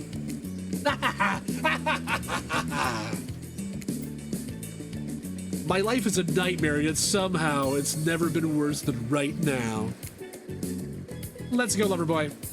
I noted all the entry wounds and our 5 minutes is up anyway. Good luck. Good luck, Wobble Pop. You're gonna need it. And hey, if you figure out how to escape the island, please make sure your ghost tells us how. That was both a tragedy and a comedy, a cragmedy. Shut up. I like it. Anyway, where were we? Oh, yeah. You're heading to the hot tub by yourself to clear your head. Yesterday was, in short, a lot. So far, today has been exhausting too. But you're dedicated to achieving a true centered sense of calm. No drama, no bullshit. Just soaking up the sun in a heated pool. Today, you're on a date with you. Oh, I like that. I want to be on a date with me. Who would make the first move? And aside from that disturbing thought, all is going to plan until a shadow blocks your precious sun. Spiky tipped like a palm tree is bending over to screw with you. But it's not a tree at all, it's... Hey, babe. The trickster. Breakfast was weird, huh? Everyone just getting up and announcing how they're feeling? What's that about? Some force kind of check in with the group? I don't like it. Fishy. Kind of lazy. Whatever, though. Breakfast is dumb. No one should eat before noon or after 4 p.m. Yeah, I do intermittent fasting. You see my abs, by the way? Maybe you can see them later at my private stage on the other island. You know, IP Island, where all the Hollywood celebs hang out. If you play your cards right, I could give you a private show. Catch you around. His abs are pretty amazing, you gotta give him that. And the blow-up bat?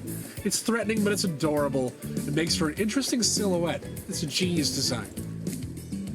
He's a psychopath, just like the rest of them. You don't gotta give him anything. And we're not best friends. Just because we had a little talk about doing a little talking It's not an open invitation to go smashing the fourth wall every 5 seconds. Okay, now that that guy's gone and we've got some ground rules established that we're definitely going to abide by, it's time to lay back, take some deep, slow breaths, and nope. Another shadow. These people will not leave you alone. Let's see who it is this time. Ah, yes, Huntress. That makes sense. You two have gotten pretty cozy.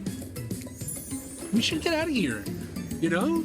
A place that's quiet and out of the way.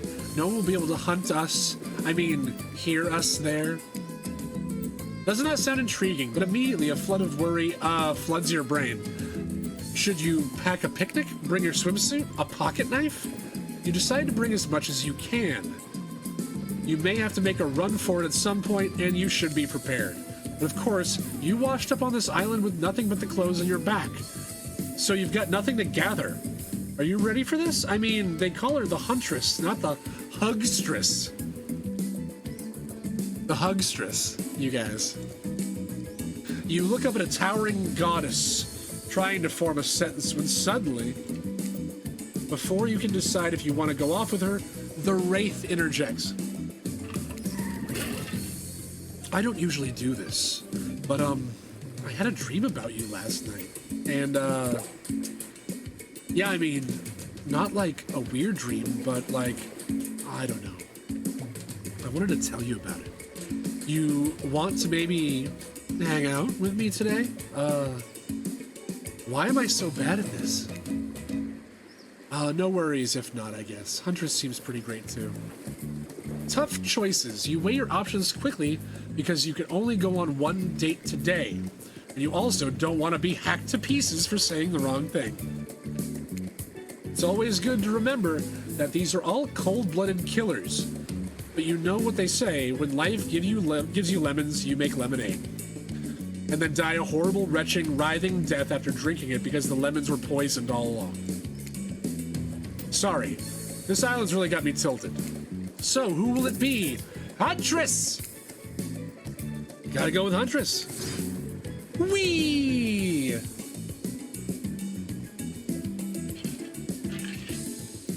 I'm already invested in Huntress. Let's go. I'm trying to keep hydrated. Damn, talking a lot.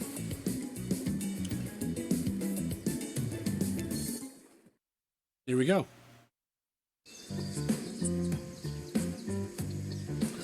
You and Huntress make your way to the secluded beach house. Your heart thrums in your chest. Don't look it up. Thrums is a real word, I swear. Yeah, it sure is. Are these nerves of excitement or terror? Isn't it fun to mix the sexy and the horrifying? Huntress is quiet as a mouse, and she guides you through the island forest. You struggle to keep up with her. She moves like a jungle cat, all muscle, and silently leaps across the thorny brush. She halts suddenly, and you crash into her, having been desperately trying to keep up. You follow her gaze, and you realize that you've arrived at a cabin in the woods. Awesome movie. Obligatory in nearly all horror films and stories. You've come here willingly, with a fearsome killer. Great job. The cabin is cozy, but something seems off about it. You can't quite put your finger on what it is. Huntress stares at you through her buddy mask, cocking her head to the side as if to gauge your reaction to her hideaway. Are you going to invite me inside? Why? Do you need an invitation? Are you a vampire? No. Oh. Is it just me, or did Huntress seem a little bit disappointed? I didn't peg her for a lover of the Fang, but hey, I don't judge. Come in, let's explore. Look at this place. This is a nice place. You follow her inside. It's creepy, rickety, and definitely not up to code. But it has a certain homey charm. You're quite the decorator. She blushes. Indeed she is. A chandelier made of bones hangs delicately from the foyer ceiling, and a collection of trinkets lines the mantel. Something tells me that the people who once owned these things are not of this mortal coil anymore. Could you be Huntress's next victim? The thought gives you a wicked thrill. Hey, she's looking at you again. What do you think of my collection?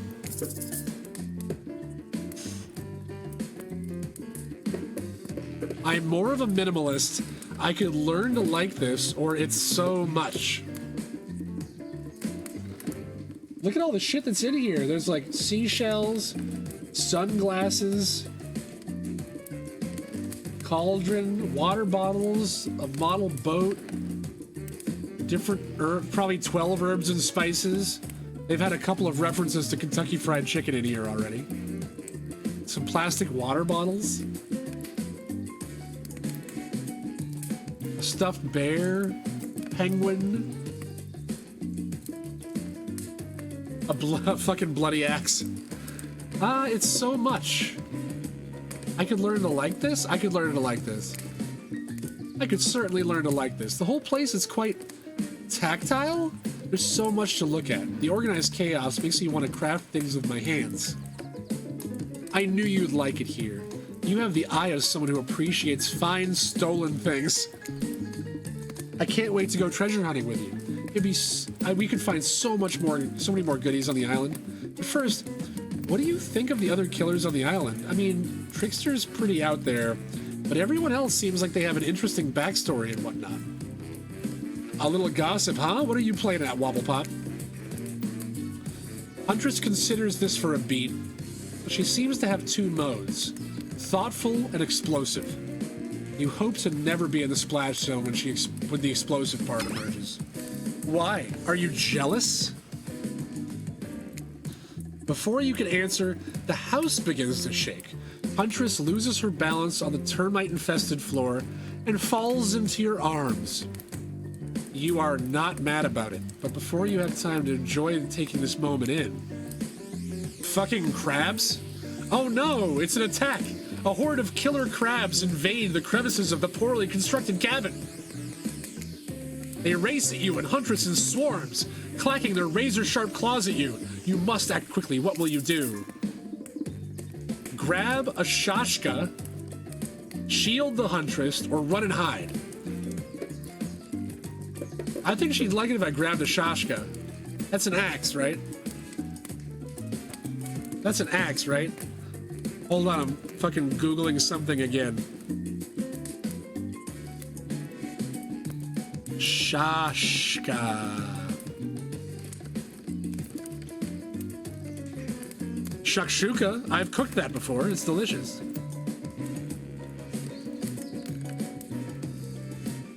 A shashka, or shaskwa, is a kind of saber. A single-edged, single-handed, and guardless backsword. All right. It is a sword by the looks. It's like a really long knife. I mean, what the fuck is a sword but a really long knife? But it doesn't have, like, the blade guard or anything. Well, I'm gonna grab the fucking shashka. You quickly reach out, you grab the shashka off the wall. Being the highly educated person that you definitely are, you know that a shashka is a Russian sword, not an umbrella or a can of cola or something like that. The can of cola is Shasta. That's different. Back to back with the Huntress, you both hack away at the attacking crustaceans. You manage to slay the majority of the killer crabs. The ones you miss go scurrying away back into their hidey holes. Huntress turns to you with a gaze that's full of passion and intrigue. However, before it bubbles over, she looks away, suppressing this feeling. Is she nervous? Huntress sits down on the wicker couch and begins cleaning the guts off her hatchet. It's an obligatory scene for every killer. You're just happy to not be the source of what she's wiping off. Look. Looks like we're having crab for dinner. She doesn't smile at your joke. She has that ponderous look on her face again. You join her on the couch. Man, sometimes those near-death experiences really get me thinking about what I want in life. I think I'd really like to start a family one day. How about you? Of course, maybe one day with the right person, or no way, not for me. Maybe one day with the right person. I mean, it's a life-changing decision. You have to make sure it's right. I also don't know if I should do it with a fucking killer. Huntress smiles coyly. What is happening with this music? Piano player is like, it's like the fucking, it's almost like the piano player from the Dead Dog Saloon. A good answer. You never know what kind of weirdos are out there. What were you like as a kid? You try to imagine this giantess as a meek child in a puffer coat wandering about the forest. Huntress chuckles, her laugh quite cute and soft. I was so innocent. We hunted to survive, then went back to the cottage, and Mother would tell me stories, and we would drink tea and imagine a life far away from the woods, somewhere like this. I suppose I finally achieved what she always wanted from me, but since coming here, something feels off. It's beautiful and warm, and everyone is so attractive. Like, thirst traps galore. But don't you get the feeling something is coming for us? Oh no, she's onto you. But onto you about what? Swirling memories rush through your head. Nightmares, visions of a dark cloud. Claudette and Dwight's vacant stares that belie some sort of hypnosis. Quick, validate her theory and try to push her off. Fuck, what did she say?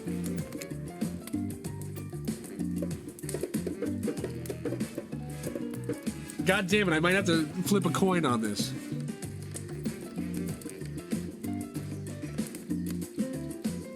I'm gonna go with totally because that's got the exclamation point. Enthusiasm. I think you're onto something. What do you know? How long have you been here? Have you all been here? Do you remember anything at all about why we might be here? I've been having these dreams and seeing things. I think we're all serving some sort of greater purpose here. Huntress reveals a strange object that she stole from near the stage where Trickster performs. It has a strange symbol on it. Same symbol that was on the gold coin from the beginning of the game. Truthfully, it doesn't seem that strange to you. It's just a glass bottle. However, the label's interesting. She hands it over to you, but before she can explain her theory, she said she doesn't feel like someone is coming for us. All right, cool. Claudette and Dwight burst in on you, and you interrupt. We have a dramatic announcement. But it needs to happen back at the beach. Back to the fucking beach. You arrive at the fucking beach and realize that you were set up. There's no big announcement after all. What we have here is a good old-fashioned rivalry. It's true. Exactly like that voice that we cannot hear and certainly aren't referencing says. We were focused. We were forced to interrupt your lovely date with by another killer. They're here and they're ready to make you an offer of love that you won't be able to deny. Trapper bulges out of the water, emerges from the water. Is he in slow motion? He's pure thirst. He's Paul Newman on horseback. He's Denzel Washington on the cover of GQ. Manliness brought to life. Also, was he holding his breath under there the whole time waiting for his cue? That's commitment to the bit if I've ever seen it. Heard you spent the day in a quaint cottage. That's cute. How about a quaint mansion? Or better yet, how about one on each continent? Yeah, I'm including Antarctica. I'm really, really rich. Think of how cozy we can be here in a snowy 10-bedroom chateau. One of these pools that's half indoor, half outdoor, but nice and warm throughout. That way, you can kill a mama polar bear from the outside while watching her cubs cry over her body from the inside. Jesus Christ. Wow, Trapper's the real deal. And by real, I do mean really, and by deal, I mean evil. Plus, do you really want to hunt for your food for the rest of your life? With me, you get it both ways.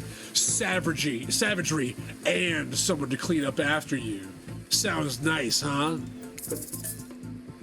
Haha, as if. That life isn't for me, bro. I'm very impressed that you can speak with implied quotation marks. It's very cool. This guy's a total douche nozzle. Try hard much? He's like the turn of the century Pacific Northwest version of a Wall Street bro. Trust me, it tracks. Patrick Bateman with a huge chip on his shoulder. American Psycho, good movie. You wouldn't go with him if he were brandishing a cleaver at you. Oh shit, he is. Thanks, but no thanks. I'm into a quieter lifestyle. I relish my independence. And I don't need someone to wipe my butt for me. I don't need someone to wipe my butt for me. You run back to the huge arms of the huntress. She hugs you tight. So tight you think you feel the life leave your body for just a moment. But it hurts so good. Come on, huntress, make it hurt so good. You know what? I'm impressed that you stood up to me. I appreciate someone giving me their totally honest opinion, even if that opinion makes me want to carve out your liver. And the butt wiping comment? That's not what I meant by clean up after you. But I'm hiring someone to do that for me the moment I get home. Trapper leaves and you turn to Huntress, walking in slow motion back into the water. It's pretty weird. He just gonna stay in there all night? Shall we continue our date?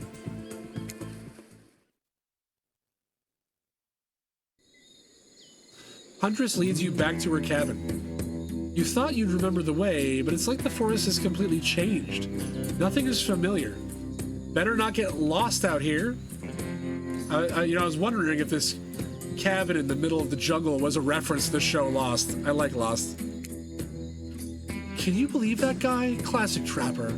Pulling a move like that? I'm so glad you chose me, though. I don't think we've explored all there is between us yet. She winks a bunny-masked eye and scoops you up onto her back. Huntress runs through the woods with you on piggyback riding her. What, like fucking Luke Skywalker and Yoda? The wind ruffles your hair. Animals clear a path for the mighty woodswoman as she races. She races by like the lead from that famous teen vampire drama. In that one scene where he calls her a spider monkey. But Huntress doesn't call you that.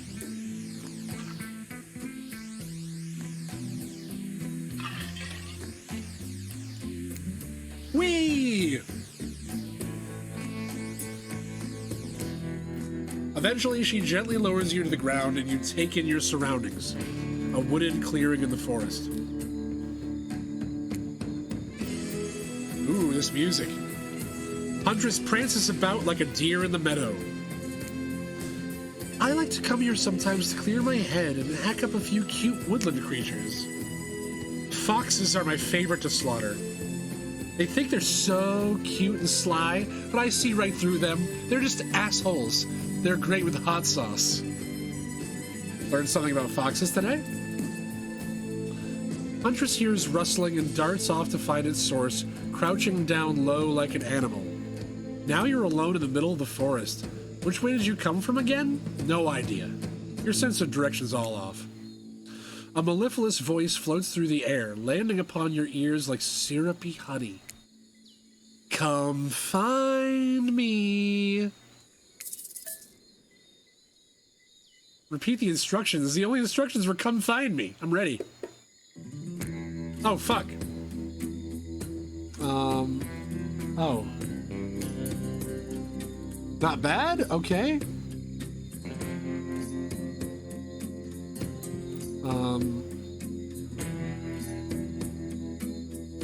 Not bad.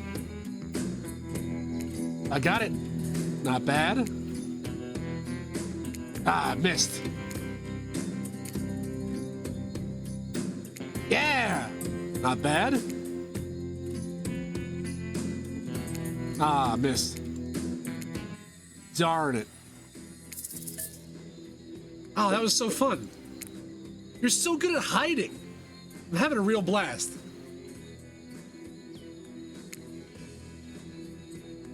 Thanks. They say it takes 10,000 hours of practice to get good at something. Or at least that's what high-end DVD community says. Hey, they do say that. That was fun, huh? I keep trying to just relax and have a good time, but that's really hard for me. Anytime I let my guard down, something terrible happens. What about if we let your pants down?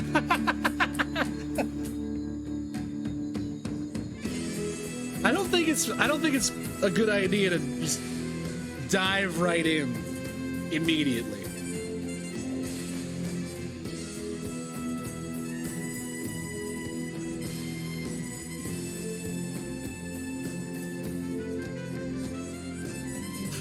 Ninja. Like, I honestly, if I was talking to a girl out in the woods and we were like just starting out, if she was like, oh, if I let my guard down, something terribly happens, I feel like just being like, hey, you want to fuck? Probably not the best thing to do. Like what? Seems like I'm leaving myself. They could say something that I could be like, well, I won't do that. But if I say totally, it makes it seem like that also always happens to me. So I think I'm going to go with like what. I'm sorry, Ninja. I'm sorry. Please forgive me. We'll get there. We'll get there. Like what? Sometimes I find young girls in the woods, little perfect angels that need my protection. But if I turn my back for a moment, they wind up dying. Well, that got dark, but you feel like Huntress wouldn't admit that to just anyone. Oh look, Claudette and Dwight are back. Okay, we swear that we're here for a good reason this time. Yeah, no one is manipulating us this time. It's just time for dinner. Come grab some grub. You see, Ninja, it's all about the long game. The long game. What a fun day you've been having. I can see it written all over your face. You're shining, and that's not just the remaining anxious sweat from spending an afternoon courting a psycho killer. Qu'est-ce que c'est? No, you're really feeling this whole romantic experience. Don't worry, I'll keep your dirty little secrets. But enough gentle ribbing. It's time to get back to business. All the appetizing singles have arrived for dinner, including Trickster. Wraith is here too. We're not going to do the gag where we cram them all on screen at the same time again, so just believe me. They're all here, and they're just as sexy and demented as you remember them. With your love in the line, everyone is being very careful not to offend you by saying the wrong thing. Congrats, by the way, on getting this far. I'm as surprised as you are that these four are falling for you. No, not because of your personality, but because you just met them yesterday. However, since Trapper seems like the biggest long shot to end up holding onto your heart, he throws Kashi to the wind and speaks up. It's a pretty small consolation prize for being the least loved killer on Murderer's Island, but hey, letting them have this one moment in the spotlight is the least we can do. And heaven knows, they won't do any better than that. If I'm dining solo, I eat what I want and you're all eating it too. Lamb shank, rare, salt, pepper, no sauces allowed, and serve it with one single piece of broccoli so Wraith won't complain. I like broccoli. Gives me horrible gas. Oh, I don't like that. Buddy, wait till you smell what rare lamb does to my bowels. It's awesome. Dinner will be served shortly, but certain power brokers would like to know about your day. Would you like to share your day with the rest of the group? You've had an interesting day, that's for sure, but how will you describe it to the others? Say too much or too little and it could affect your standing with the group. Okay, but also don't just sit there and say nothing. Nothing is not an option. Tell of your brush with death or joke about having kids. I'll tell about my brush with death. I feel like joking, the person I'm interested with, where I'm like, I might want to have kids with the right person, joking about having kids might not be a sensitive way to approach it. Today was nuts. We went to Huntress's secret cabin and killer crabs attacked us. It's true. I'll fall asleep tonight to the delicious sound of crunching crustaceans. That sounds like an exclamation from like fucking Yosemite Sam. Ho ho! Crunching crustaceans. That would never happen on my yacht. I grind them up. Much more satisfying way to kill crabs. At least those kind of crabs. I have a little comb for the other kind. All right. So Trapper is a rich, entitled prick that has an STD.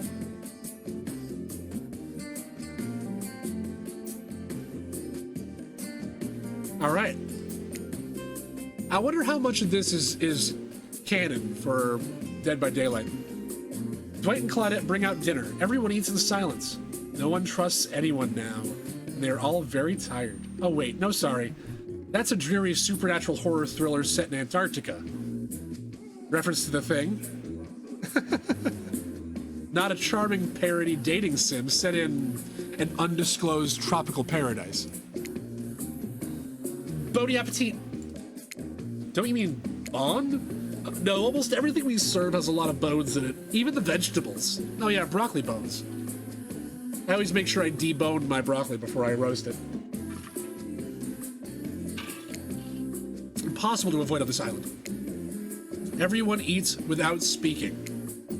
Tensions are rising, both of the sexual and the deadly variety. When everyone finishes, Dwight and Claudette come back to clean up the table. They linger around as they pick up your plate and take your napkin and dust the crumbs off the table. What would you like to say to the servants? Thank them. Your top-notch service is much appreciated. Everyone, if you would please be so kind as to follow us to the fire pit, we'd greatly appreciate it. We've been told something big is going to happen, something that will change everything. You can go willingly, or you can go unwillingly, but you have no choice. Tough cookies. Did you have a choice on how you said that, dweeb? Yes, I immediately regret how I did. Good. Something needs to change around here. Fire is rebirth. Fire illuminates the soul. I hope the fire isn't too smoky. Smoke hurts my eyes. I have pretty sensitive eyes. I'm also horribly afraid of it. Fire, I mean, not my eyes, because of the childhood trauma involving the fire. And finally, everyone starts moving towards the fire pit, if only to get away from the wraiths complaining.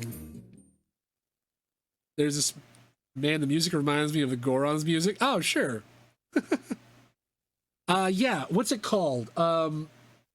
There's an instrument that's actually just like a plastic... It's almost just like a plastic can. And you take a cloth and you rub the inside, and it goes like whoop, whoop, whoop, whoop, whoop, whoop. I forget what it's called.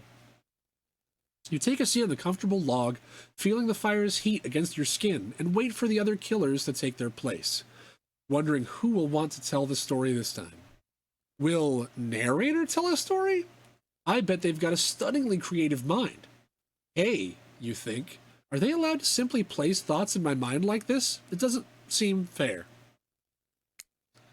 Everyone makes their way in, but something unexpected happens. Nothing happens.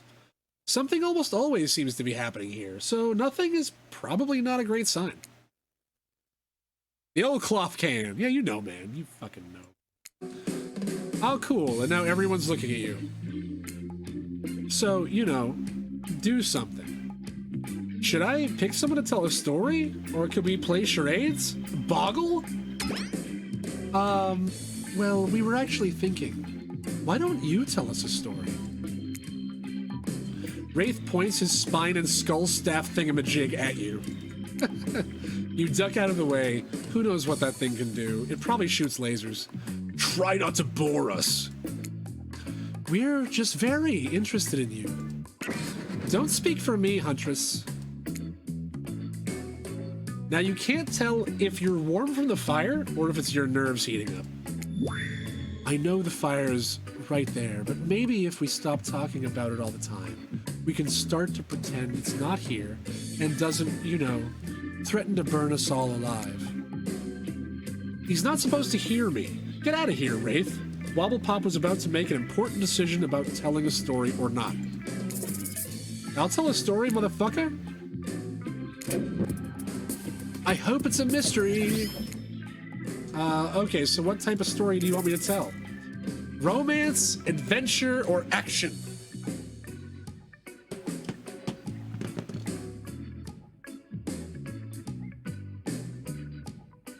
Someone tell me.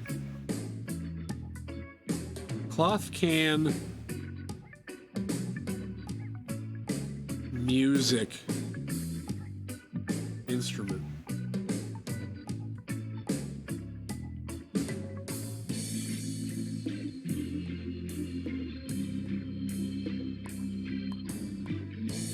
Man, I don't know what the fuck it's called. An idiophone? Is that it? Or am I just embarrassing myself? Idiophone.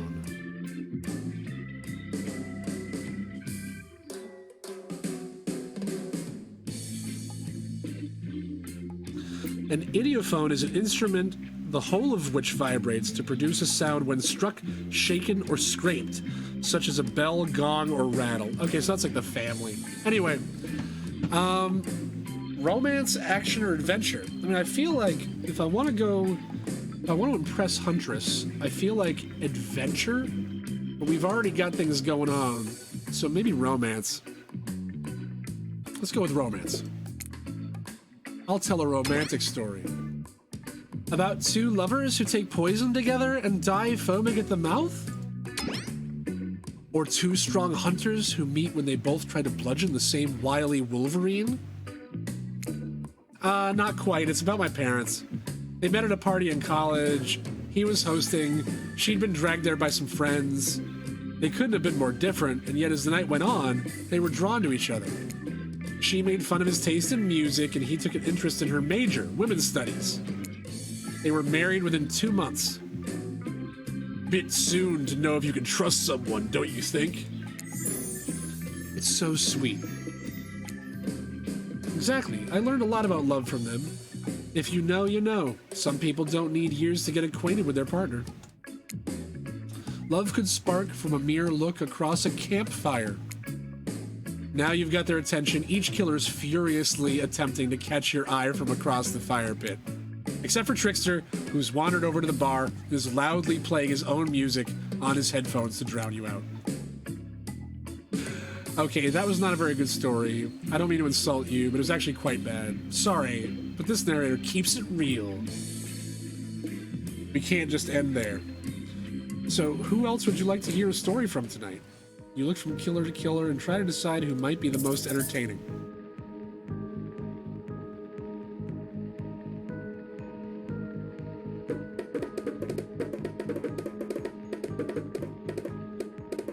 I'm all in on Huntress. You seem raring to go. Let's hear from you. Sure thing. My neck of the woods isn't wanting for horrifying mythology. Mother once told the story of a young man who was traveling back home after the war. Which war? It doesn't matter. I just wanted some backstory details to paint a picture. I'll paint you a picture if you want. The man was lost and running out of food rations. He stopped to rest for the night underneath a majestic birch tree. That's when he saw the woman, naked, skin glistening in the twilight glow. Hot, I'm invested. They sang a haunting melody as they made their way downhill towards the inviting lake. Enchanted by the music, the young man followed the parade of beautiful women until they stopped in a clearing next to the water. They turned to him and smiled. One woman with long red hair stepped forward and reached for his hand. The others began to play music, flutes, lutes, tambourines. The melody was intoxicating. The man's feet began to move beneath him. He was dancing, moved by the magical music of this mysterious woman. Twilight darkened into night, and the man grew weary. But when he tried to still his moving feet, he found that he could not. Help!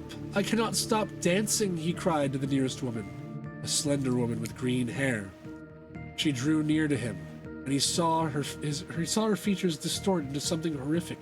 She was bloated, an eye hanging from one socket, skin the color of algae. A Rusalka, her true self. Whoa! You'll never stop dancing, she screeched at him. My sisters and I were drowning in this lake by men of your regiment. Consider this your punishment. The man cried out, but it wasn't me. Someone must pay, the Rusalka said, her voice filled with briny malice. Briny Malice is the name of my sea shanty metal band. And so, the man danced and danced until his bones broke and his heart gave out. The dance of death. A silent beat as everyone takes in the macabre ending. But it's not all bad. Rusalkas are also fertility goddesses, and if a lady had stumbled across them, she would have been blessed with a fruitful womb, and probably some candy for the road.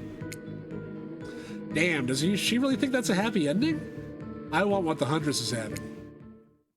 How is story time?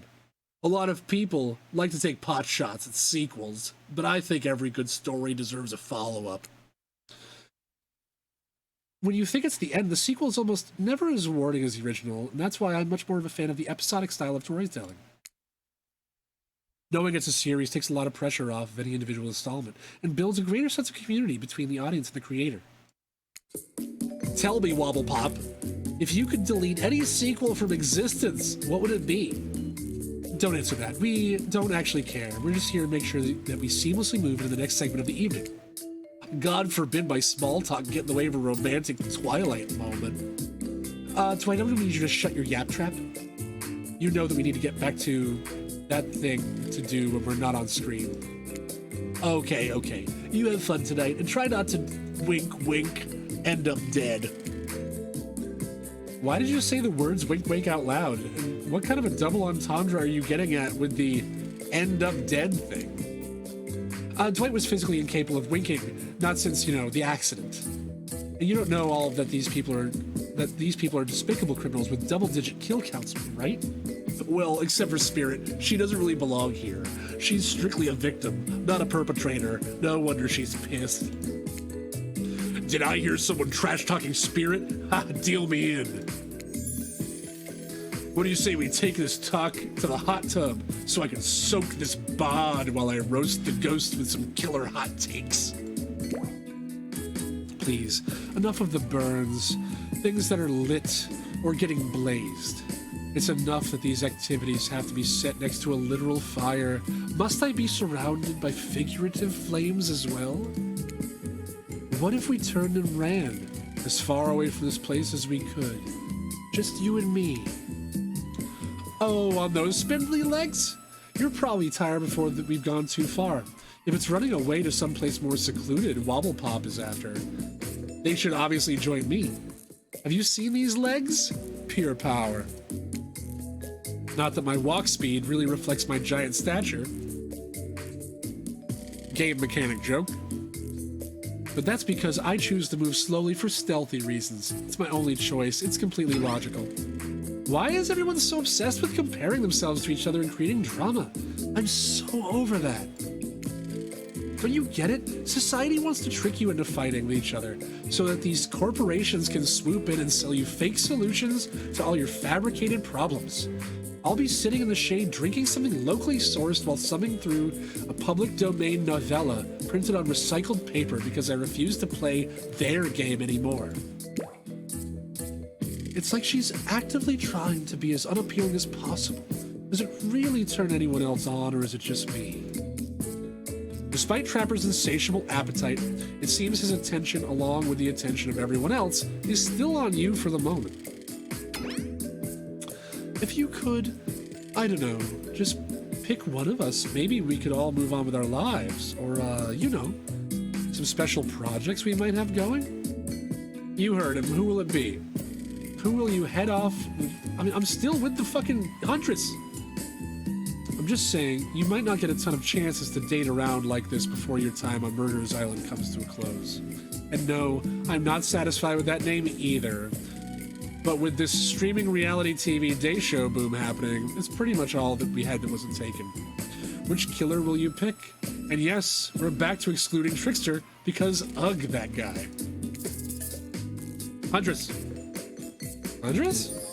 You know, I had a feeling you'd pick me. You've got good taste, and I don't just say that because I'm considering eating you. Huntress licks her lips as she eyes you up and down. You've never felt like a literal piece of meat this much in your life before. What have you got yourself into? Let's go over to the bar. I'm gonna make you something special. You and the Huntress whisk yourselves away to the bar, and when you arrive, you find an arrangement of arts and crafts supplies? And those... are those taxidermy tools? Cool, cool, cool. Are you freaking out? I'm not freaking out. You wonder what's going through Huntress's head. Though she's bubbly and enthusiastic, you're always terrified she might snap. Something on your mind? She smiles. Drink this. Hey, it's another one of those skull drinks. Huntress hands you a seemingly normal tropical cocktail. If one were to drug you into some sort of state in which you could be operated on, these flavors would certainly hide the poison. You look around, you consider what else there is to live for besides becoming Huntress's little toy. And the conclusion is, bombs away. You pound the drink, it's quite nice. I've been thinking about making you a present, a mask. Would you be into that? Yeah, of course, I've always admired yours. Well, what would you like? A rabbit, an angler fish mask, or a fluffy cat mask? She already has the rabbit mask. Anglerfish is not really her thing. But I also know that at least in DBD, the Huntress also has cat masks. I'm gonna go with a fluffy cat mask. Just like the fluffiest white cat mask, like marshmallow level fluff, you can barely make out any of my features. What the fuck? What the fuck? Meow. Okay, I guess I asked. Well, I know what I'm gonna be working on tonight, all alone, in my skimpy pajamas. Huntress winks at you. Should we just, like, get out of here? This deserves a celebration, or okay? Yeah, let's get out of here. These drinks are making me pretty sleepy. We should just, like, get out of here? Maybe go directly into your bed? Claudette. No, that's not how tonight goes. I mean, it's not how it's supposed to go. Not yet, at least. Haha, you kooky kids. Soon.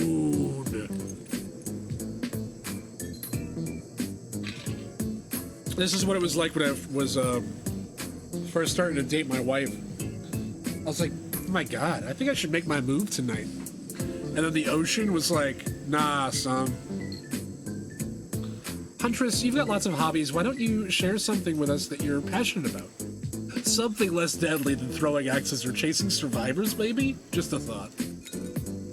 Making more masks? Oh, wait. Making matching gloves? No, you little joker. I'm thinking of a different type of making. Making our victims die fast, medium, or slow deaths, depending on the mood we're in. It's another round of Be Careful What You Wish For on Murderer's Island. Dwight, I need your help. Doing something in a different place entirely? You read my mind. Meet you there. I'm talking about mycology. You know, mushrooms. I've picked a lot of them, and I'm very familiar with which ones make for a great soup base, and which ones will make you super dead.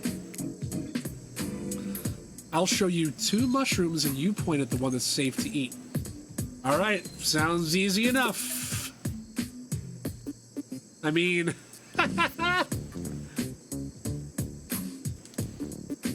The one on the right looks like one I've seen in the supermarket before. The one on the left just looks obviously bad.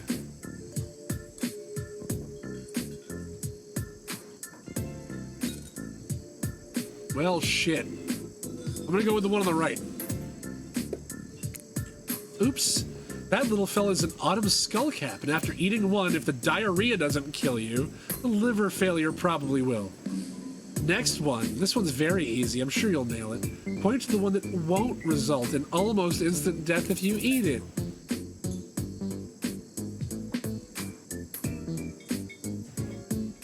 One on the left looks like, what is it called? A scallop mushroom?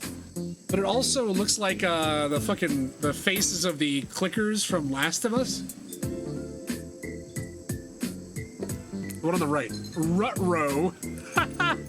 You've just eaten a deadly dapperling, which has its name, which has a name that is both adorable and, well, deadly. Adorable and deadly, you know.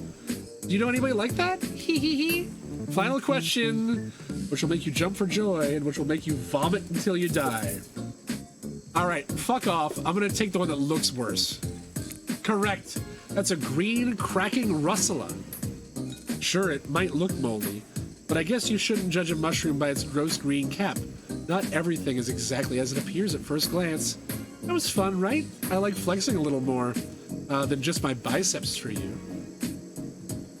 All right, let's see here. Tabulating your answers, and not great.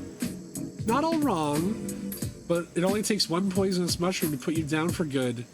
I guess you'll need to keep me around so you don't shove anything deadly in your mouth. Huntress claps her hands giddily. I appreciate you spending time with me tonight. I know the other killers are very alluring in their own way. It means a lot that you spend time with a forest bumpkin such as myself.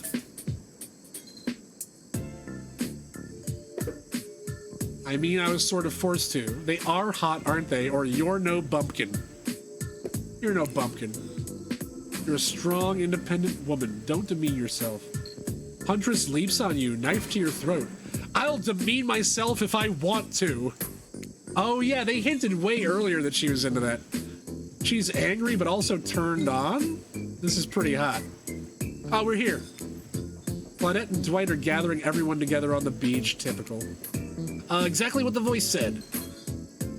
I'm telling you and I'm being honest that you're the only one who can hear me. The gang's all together again on the volleyball court. Seems like only yesterday that you were sitting on the sidelines watching everyone get sweaty. That's because it was. Oi! Oi! Feels like I've been here a lot longer than that, actually. It's so late that the sun is already beginning to rise. Better get this over with quickly so that you can get some beauty rest. I don't recommend the eternal damnation of perpetual narratordom. Good thing you've really used your time well since then. Really getting to know the gang. The brain, the mogul, the basket case, the psychotic bunny girl. You know, the 4 types of people. Anyway, everyone's gathered at the volleyball court for a new type of game. Pitch your dream date and see who Wobblepop chooses. Oh, ready for a round robin? How round are we talking? No, not to eat, Huntress. Each killer gets 2 minutes to tell you about their dream date that they have planned for you tomorrow. In no particular order. Which is weird to mention, right? Almost like the order does matter. Trapper, why don't you go first? You think you deserve it, even in this case, it's a subtle dig. Stop talking. Trapper, without further ado, would you like to make us all uncomfortable by pushing the boundaries of what is acceptable, not only in a polite society, but within the narrative of this in-world event, and also the larger meta-narrative of Dead by Daylight dating experience? Sometimes you just gotta say it. Why, yes. Thank you. I'd love to. So, Wobblepop, you're thinking of picking me? Well, this is your final warning. Pick me and be punished and rewarded. Tomorrow will suck. Probably. But I'm not an easy guy to get along with, I know that. But I can tell you this much. I'm hiding a secret on this island that'll make fans shit themselves with excitement. If you like Trapper, you're gonna love it. And if not, you're a maggot. Also, everyone, even confident sexy ladies in rabbit masks, better stay the hell away from my yacht. And time's up, everyone. Gosh, you'll need to dream out those options. Make sure you're ready to choose in the morning. Now go dream all those swoon-worthy options, so you're ready to make a choice come dawn. Have a swell night. Did you forget to mention something? Oh gosh, how could we forget? We both run off to slumber peacefully. There's one more thing to do. No reality survivor dating competition parody would be complete without singling out one of our contestants who is already teetering on the edge of a psychological break and giving them a little push. Hold up. This has been a survival dating competition parody this entire time, and I'm just finding out about this now? Come on, the signs were there, you just didn't read them. Welcome to Murderer's Island. It's now time to eliminate one of the killers. Oof. It's like a butchering, but it hurts even worse. You can't kill a killer, but you can break. Can you break their heart? Do you dare even try? I mean, that's right. Tomorrow, one of these sexy slicers will be eligible to take on a date. Who's it gonna be? But why? Because it's dramatic? Because it's surprising? Because it's a a classic reversal of fate? And it will hurt someone's feelings. Someone dangerous. What's it gonna be, champ? What's your thought process here? Trapper seems like he might throttle you in your sleep if you eliminate him. That being said, at least you'd see him coming. Spirit could be anywhere. She floats, and I hear that she can disappear. Hard to track. Eek. If you get rid of the Wraith, he might cry. And although I totally support normalizing men crying and being vulnerable, it just seems like he might be an ugly crier. Huntress? She might pretend to be okay with it, but then you'll start seeing her behind every tree. Why? What am I trying to say? I don't envy you, boss. So which sociopath are you eliminating? Trapper! This was very simple. Trapper, you scared the living shit out of me. You are eliminated. That's fair. Honestly, though, I don't care. You suck. But not in a good way. You bore me, you personality-free maggot. I wouldn't even be fun to kill you. Come on, dude. Personality-free maggot? Which I was totally gonna do tomorrow the first chance I got, so really this is a win-win for both of us. Still might kill you, though, out of principle for eliminating me. Sleep with both eyes open and have fun on your date tomorrow. Now that you've broken the hearts of so many heartless, you should get some shut-eye. And don't worry too much about the broken heart that you left behind, because of course they'll be receiving a consolation prize. They might not get to go home with Wobble Pop when this is all over, but they'll never sleep alone again. That's right, we're sending our eliminated player home with their own mostly new Trickster body pillow. The next best thing to the real Trickster. It might not hug you back, but it definitely won't try to stab you.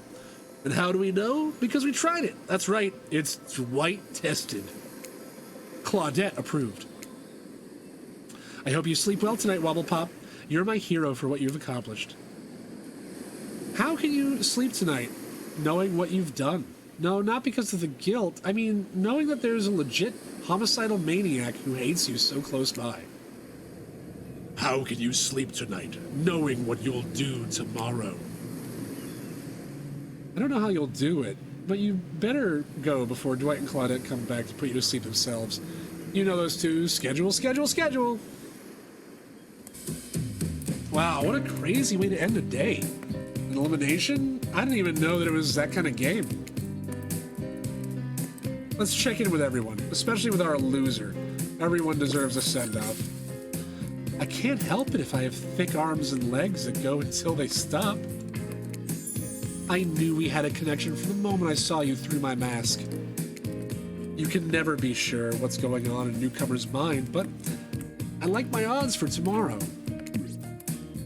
It's so fun hunting for love and not for food or vengeance for a change. I don't really know what's happening here. I honestly haven't been paying attention. Oh, Wobble Pop. Sorry I forgot. I'm focusing on other things. More important things. One way or another, I won't be here for much longer. I don't handle rejection well. At least I don't think I do. No one has ever been dumb enough to reject me before. Yeah. The more I think about it, the angrier I'm getting, and I'm a giant rage monster, so everyone in this room should be scared right now. Turn the camera off. Did I think there was a chance I might get eliminated? Yeah, I did. Did I care if I got eliminated? Not even a little. Does the volume of words I spend talking about how much I don't care about things signify a deeper yearning within me to be seen, heard, and validated by those around me? Nah. What? No, you're not a part of this. Get out of the confessional. It's cool, man. I'm not part of anything, you feel me? I'm not a cog in anyone's machine. I'm my own machine. This whole thing's pretty cute, though. Charmingly low budget, old school marketing vibes. Not gonna lie, kinda wish I was so busy right now. I wasn't so busy right now. I'd definitely be down with a reality show style dating competition with survival elements. But I got my new album, upcoming tour, finalizing the new sneaker line, producing a limited series on my life, starting a new social media NFT crypto app, and doing these private gigs over on IP Island. My dudes, you gotta come check it out. IP Island, it's dope. It's where the real killers hang out. Fully licensed, no legal drama. Lawyers, take a hike. I'm gonna tell everyone that Trickster said that about them, don't worry. I'm talking your favorite established characters from all over pop culture that can't be seen on this island. Hell, you probably can't even mention them, like Don't say it. Look, we get it. You're very popular and in demand, but we have a game to get back to, and we don't want to get sued. Ghostface! Come on! Whatever, I don't even care. I'm the Trickster. See you around, Wobblepop. You too, narrator. I have a name, you know. You do? Yeah, seriously. They don't pay me enough to deal with you people. Is it my turn? What? No, it's not your turn. You're sentient water. How are you even sitting in that chair? What's a chair? It's a thing, you're getting all wet. Now it's gonna smell like mildew. Okay, rude. Fine. Let's just get this over with. It's your turn, Ocean. Do your check-in. Check-in? I was looking for the bathroom. Bathroom? Are you serious? It's down the hall to the left. It's okay. Never mind. Never mind? What does that even mean? No, not you. This is meant to be a confessional time for literally every character in this game. It's okay. We don't have to confess anything. We've just been working our asses off for 2 days straight, and we wanted to sit down somewhere. This chair is wet. Yeah, I think the ocean just peed on it. Yeah, I think the ocean just peed on it. The ocean just peed on it.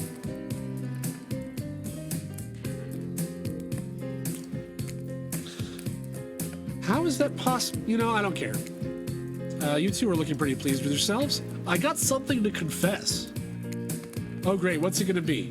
You ate glue in the 2nd grade? You cheated on an algebra test once? Watching Trapper get eliminated was the first time in this unending spiral staircase of pain that is my life that I've ever felt even a modicum of joy. Every minute that I'm alive is a nightmare. This place, this sun, these sweet sugary drinks, it sounds fun for a long weekend, but an eternity? The unrelenting rhythm of crashing waves and wailing seagulls is like a crescendoing song of evil that makes me question the very foundation of the universe. Like, why am I here? Why are any of us here? What's this? What kind of sentient being would do this? Like, please, erase me from this existence. Make it so I was never bored. Pull the plug on the experiment and let my soul be free. And please, please get me out of this polo shirt. Okay, let's get you back to bed, buddy. I don't want to go to bed. Going to bed means eventually I'll have to wake up. Yikes. That was weird. Oh, well, what are you going to do? You let the camera roll long enough and someone's bound to say something crazy. Anyway, Seems like everyone's had their shot to annoy me tonight, so let's hit the hay and get some rest tomorrow. It's gonna be a doozy. Soft sunlight warms your skin, nudging you awake. Also, you're using a killer crab as a pillow, which is sort of okay. It's sort of okay with. You pull on your beach attire, splash some water on your face. Dwight and Claudette approach. Is that look on their faces excitement? Terror?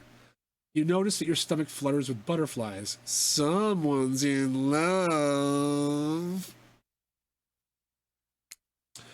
Or you've been infected with zombie butterflies in your sleep. It has happened before, but it's probably the love thing. It's time. Claudette gestures over to the beach where the killers all stand flanked by tiki torches. It's a scene reminiscent of a TV show that you used to hate watch with your ex. Definitely not Survivor, right? Suddenly, the message is clear. You are going to declare your affections for a killer in front of several other killers. Hey, isn't Trickster supposed to be here? We paid him good money to make him some half-ass cameos in the show. I'm gonna chew his agent out. But before they walk over for your big moment, don't you think you noticed how... Don't think we haven't noticed how kind you've been to us, Wobblebop.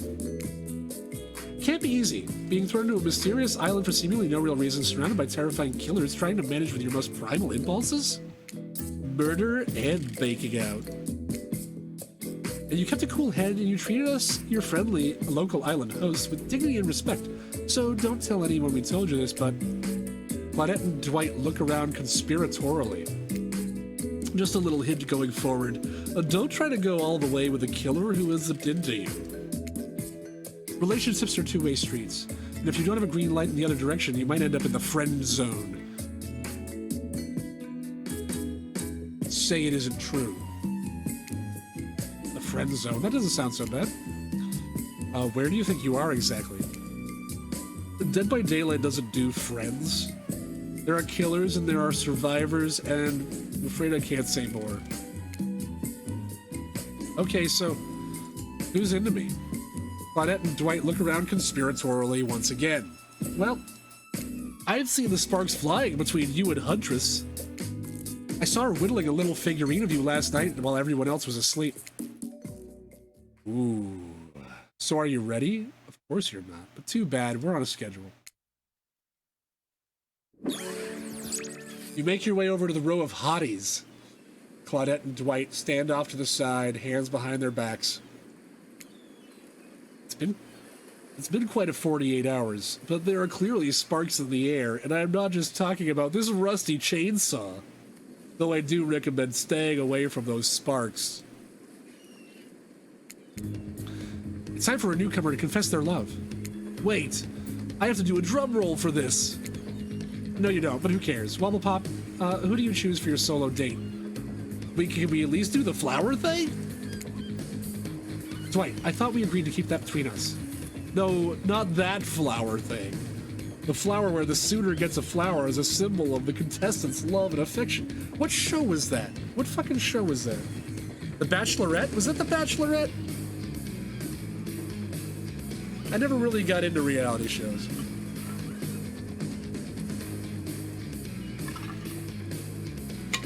Excuse me while I take a drink. I've been talking so much. It seems like we're almost near the end. Like, I think I gotta play this thing all the way through, right?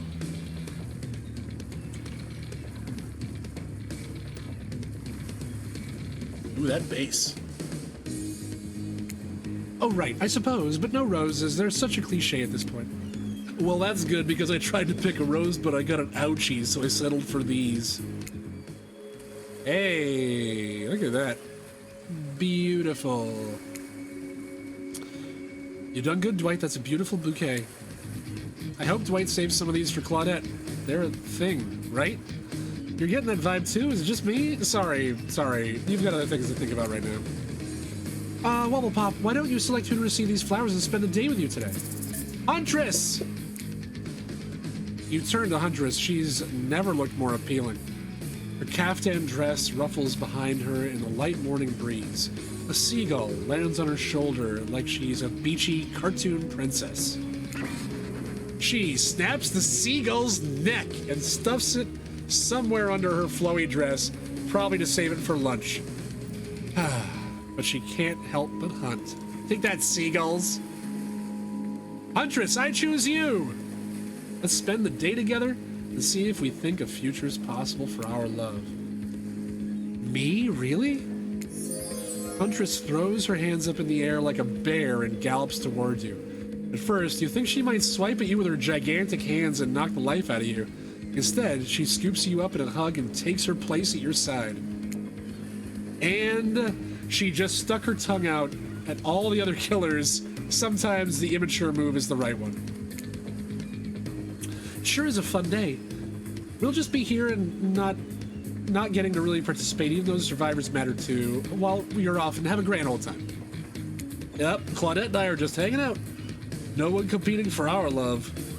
Wondering what we did in a past life to end up embroiled in this unrelenting misery. But go, have a blast. Huntress eagerly leads you to the yacht to begin your romantic day together. The yacht is owned by that fucking trapper that I kicked to the curb. You have to admit, warm, salty air on your skin, the sound of crashing waves. This is a pretty perfect morning. Just you and Huntress. Hey, cuties. Oh yeah, the ocean's here too. Did you know that I'm teeming with flesh-eating bacteria and dead bodies? The pesky ocean is always killing the vibe. You turn to the Huntress. Hey, you sure you're okay out here on the ocean? I know you don't like to be out in the open. Something about being here with you makes me feel safe. You both sit down at a beautifully set table on the deck of a boat. A wide spread of mouth-watering breakfast goodies are arranged in front of you. Can we get you anything? You look a bit green. I get extremely seasick. And Trickster replaced all the items Dramamine with party drugs, so... Wait, how did they get here? Weren't they just on the beach consoling the rejected killers? Are there more than two of them? You motion one of them over. We'll both take a screwdriver, hold the orange juice. Nice. Of course. Hey, can you play this particular song for us to set the mood? You hand Dwight a piece of paper with a song title written on it. Sure, though I doubt the Trapper has it in his Vinyl collection. Soon, the haunting melody of Huntress's mother's lullaby streams through the yacht's expensive stereo system.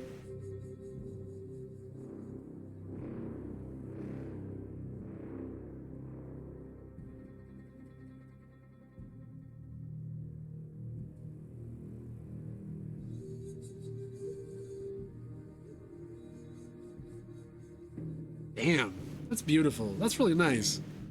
Not really romantic. That's really cool. The boat rocks as though the rhythm of the song. The eerie, melancholy mood is really quite romantic. Breakfast has never been this intimate. You reach out to touch the Huntress's hand when suddenly a loud bellow scares you. Is it a fucking elk? You knock your freshly poured flute of straight vodka into the pristine deck. It's Trapper. He's screaming at us from the beach. Look how tiny he looks from all the way out there. Huntress squishes his head between her fingers like a child and giggles. Damn you both! The chairs you're sitting on are worth more than your lives. Get back here! He's not wrong. Hey, Claudette, take us out farther. Aye, Captain. Can she drive a boat? I guess we'll find out. Alone again, nothing but the caw of a seagull and the ominous shadow of a creature lurking beneath the waves. I have something for you. For me? Huntress reveals a package wrapped in a bloody apron. You clap your hands like a kid on their birthday. Her playful attitude is rubbing off on you. I made that mask that you asked for. I almost forgot, but I bet you didn't. This is the whole reason you pursued Huntress. I bet. Definitely to get a mask of your own. No other reason. Here you go. Hey! It looks like an albino Chewbacca. It's perfect. You sure about that? It certainly was a choice. You both laugh. You tossed the mask off the yacht? Good call. The whole time I was making it, I was like, this is too weird. No amount of blood is ever gonna make this look cool. Let's go back to my place. She downs her screwdriver. The tension is palpable as you enter the cabin. You could cut it with a hatchet. Give me a break. It's day 3 of killer jokes. The narrator only has so much mojo. The huntress sits down at a cluttered table in the kitchen. You notice the bloodstains that have crept into every nook and cranny of the wooden planks. What poor creature died on this table? Did they suffer? What do you care if they suffered? Get back in the ocean. Stop backseat omniscient narrating. Stay here. Don't move a muscle, or I'll hear it. I can hear any mammal's tendons creak as they stretch. It's a gift and a curse. I'll be right back. Alone time in the cabin. What to do, what to do. Tidy up or freak out? Tidy up. Clean up, everybody do your share. You half expect a flock of adorable birds and cute little mice to come sprinting in and help you, but they don't. Because this isn't some fantasy, this is gritty, this is real. Plus, I'm pretty sure she kills all the adorable birds and the cute little mice. So you put her around the room by herself, organizing the huntress's various trinket collections. Old bottles over here, discarded vintage doll parts over there, various keys that don't open anything in particular. Doesn't she have a drawer filled with these? Everyone has a drawer like that. Then you laid down a blanket in front of the fireplace. For no reason. No reason at all. You're certainly not imagining all the naughty things that could go down on such a blanket. What's that in her strong yet delicate hand? You reach out for her, longing to stroke her blood-matted hair and scratched up shoulders.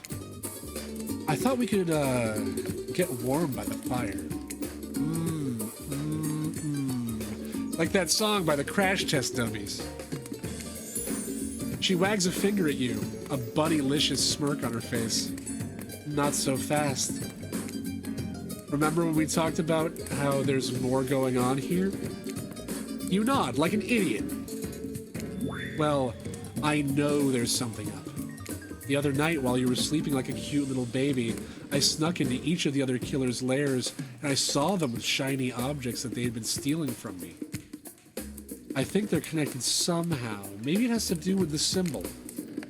I tried to go back last night, but something blocked me from picking up any of the objects. Someone or something knows I'm onto them. So I think she's talking about the same symbol that was on the gold coin and the same symbol that was on the, what was it, wine bottle? And maybe I'm just too clever. That's probably not it though. But I think that that's one of the emblems on one of the Wraith's add-ons. Soot, I think? It's on one of them. I think if you try, it might work. What do you say? Will you help? Fucking hell yeah. Hell yes, I will. A globe-trotting treasure hunt on the level of a Nicolas Cage masterpiece? Nick Cage reference? All right. If only Missing were here. You can definitely count me in. Let's go. I'll be your guardian angel. You never know what those other killers might pop up. You grab Huntress by the hand and practically trip over your own feet on the way out the door.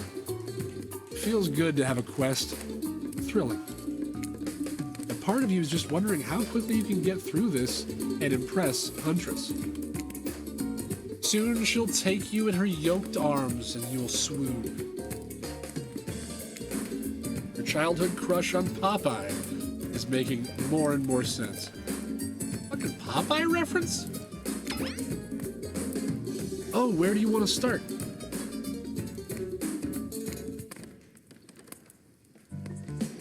There are 4 killers who have stolen from the Huntress. You're not going to let them get away with it. Which one will you investigate? The Trapper's Cave, the Spirit's Lighthouse, The Wraith's Cosmic Dump. Or the Trickster's Stage.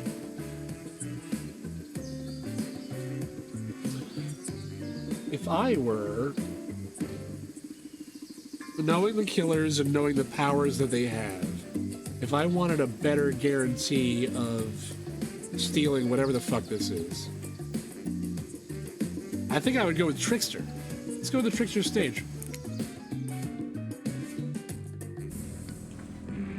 You arrive at the Trickster Stage, but there's no one here. Not Trickster, not an audience, not anybody. Nothing eerier than an empty concert venue. Think of all the fringe that once swayed here, the beers that sloshed over red Solo cups, mosh pits, tall guys standing in front of you for the entire show, lifelong friendships that actually only lasted for one summer, assholes that hold their cell phones up right in front of you and record the whole goddamn show, even though nobody wants to see their shittily recorded concert recording. Good times. My concerts are always an experience. You should really come to one of my after parties sometime. They're a real scream. I'll put you on the VIP list. I prefer acoustic balalaika music. Trickster, I've never listened to your music, and I think sampling the sounds of people's screams is very been there, done that. Hey, no one talks to Trickster like that. And how do you know about my samples? Somebody's obviously a much bigger fan than they're letting on. Show me where Huntress's shiny, mysterious object is, or I'll wipe that grin off your face with a chloroform-drenched rag. Damn, suddenly I'm going all aggro mode. Wade, harsh my mellow. Deranged violence and torture is only cool when I do it.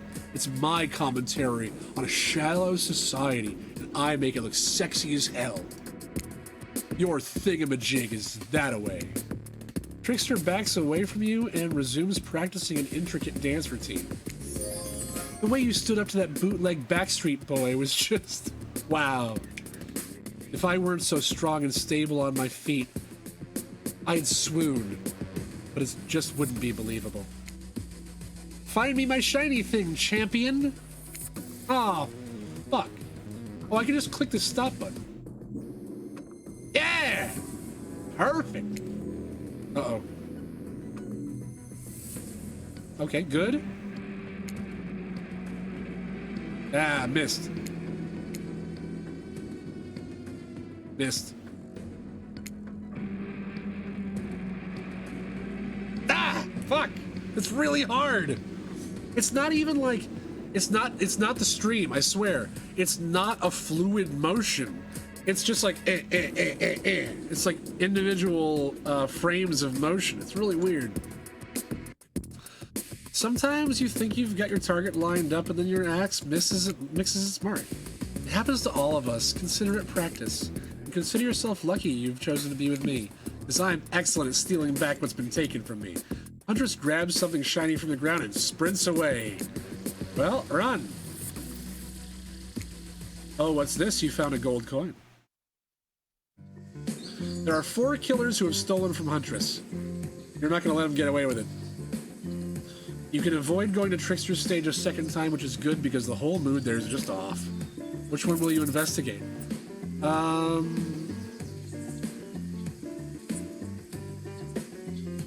Let's go to the Spirit's Lighthouse. This place is spooky as heck. Wasn't the beach sunny and beautiful just a moment ago? Wait, so you're telling me that your precious shiny thing is up there? It's pretty great, right? Finally, a good chance to activate these quads. You don't get legs like this from standing still, but you already know I love a good workout. Running, jumping, climbing, rough housing. A gulp? A gulp? Get that damn shiny thing before your immeasurable horniness melts your brain and it runs down out of your ears already. Yeah, I called it out. It's obvious to everyone. Just own it. So, shall we? Inside the lighthouse, it's so dark you can barely see a step in front of you. But that's okay, because you've got about 100 stairs to practice getting the hang of this in the dark. However, something about this gloomy place is really wearing you out and messing with your otherwise happy, horny aura. You can practically feel your mood going down, down, down as you climb up, up, up, higher into the lighthouse before you finally arrive at the top. Oh, Spirit, you're looking pretty pleased with yourself. Yeah, I'm getting the hang of this whole being dead thing. Did you totally get sadder the closer you got to the top of the tower? That was me, baby. I've got to share the wealth, and by wealth I mean unending despair. You're probably here for one of your precious shiny things that I've stolen. Good luck finding it. I'll be over here reading if you need me. Let's find the shiny thing and brighten the mood in here. Don't miss the treasure. This is a treasure hunt, not a treasure miss. Okay, perfect. Perfect. Good.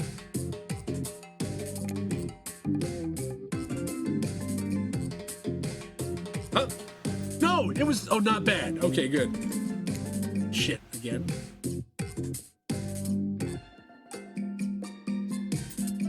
Yeah! Yes! You're really going a long way to prove your dedication to me. You know I notice, right?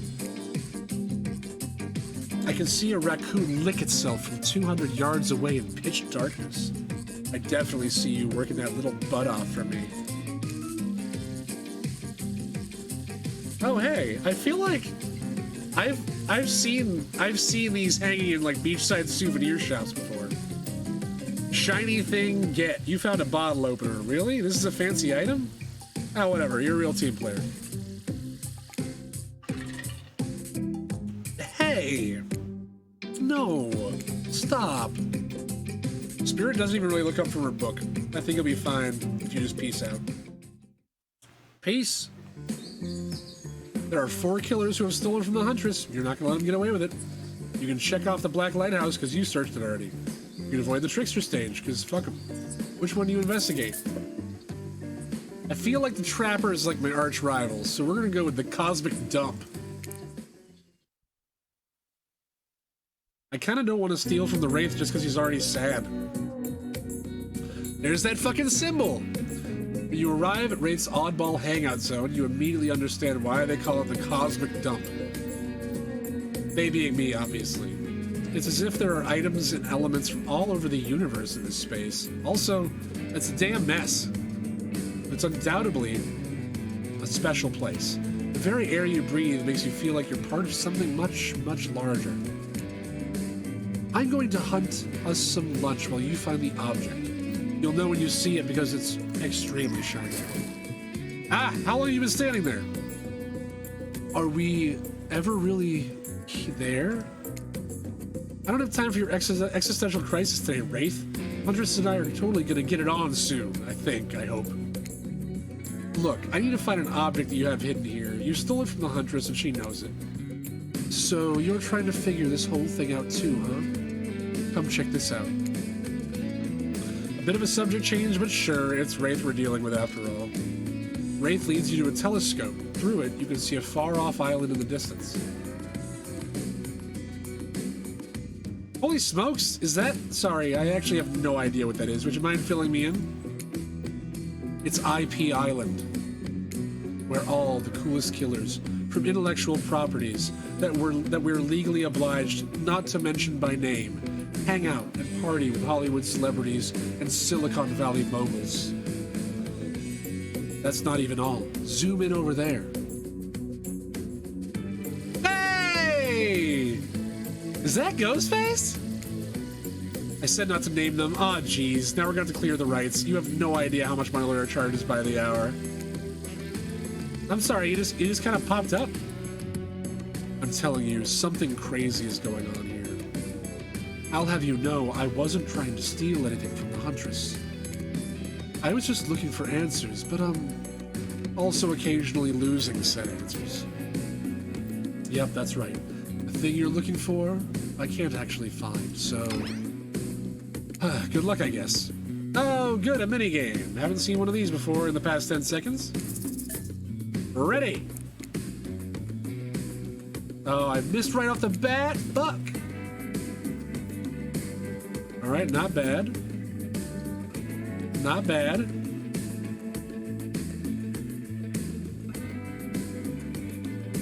Not bad. Not bad. Don't beat yourself up. Finding one shiny thing in this place is like finding a needle in a giant dump of other things from all over this and several other surrounding dimensions. Honestly, I'd settle for pretty much any shiny thing we can get our hands on. So just grab something and run for it. You see an old pair of glasses on the ground and quickly grab them. It's hard to believe that these old glasses really mean anything special, but the ladylike huntress deserves whatever she wants. You spend a moment imagining the huntress with glasses. Would she wear them over her mask or under? It's always a problem for people that have to wear glasses. Hey, that's not just some junk. Those are my reading glasses. I just subscribed to Highlights. Highlights? How old are the people making this? They've got to be like 40 years old, which is roughly how old I am.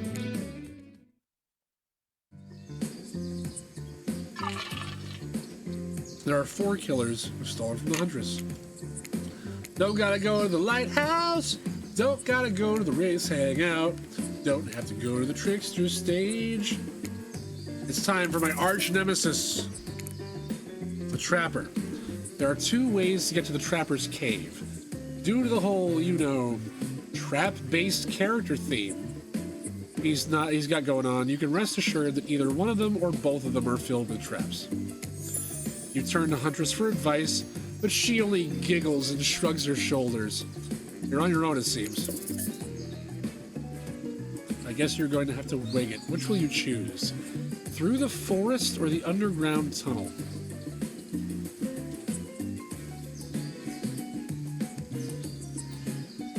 I mean, knowing the Trapper, where he's from, what he does, I feel like through the forest is a bad way to go. Let's go to the underground tunnel. Underground, huh? Sounds secretive. No one can stop you if they can't see you. That said, no one can rescue you if they don't hear you scream. And nobody will need to waste time burying you if you're already underground when you die. But you're not gonna die, are you? Surely a dimly lit tunnel like this must be rife with traps. It could be rife with traps, and don't call me Shirley. However, you managed to make your way along a distinctly distinctly uncaught by any traps, rusty, bare, or otherwise. I got this. You're doing great. You're not at all afraid? Who, me? Nah. I gotta say, this is up there among the nicest, damp, and seemingly abandoned tunnels that I've ever wandered through. Look, it even has lights. Inspired by Huntress's bravery, you dig deep inside of yourself and summon courage of your own, which is good, because you're going to need it if you're going to head through the very murdery-looking passageway ahead. You enter into Jesus Christ, you enter into a human. You enter into a humid, shadowy cave. Dripping water echoes all around you. It's definitely not cozy like the cabin you left behind. You wonder, how deep does the pool of shiny water go? Let's get this over with. When your eyes adjust to the darkness, you see Trapper. He leans against the wall of the cave like a detective in an old film noir. I knew you'd come. Trapper, get out of our way or I'll skewer you and serve you for lunch. You're wasting your time. You'll never find what you're looking for. Unless what you're looking for is a minigame.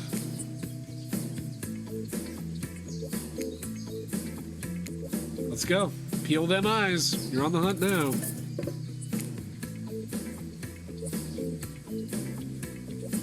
Perfect.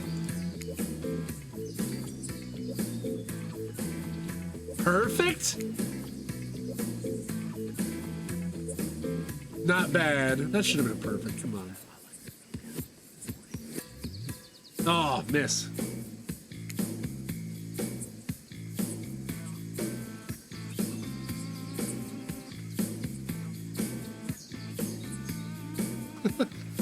I'm trying to time it. I thought I clicked it.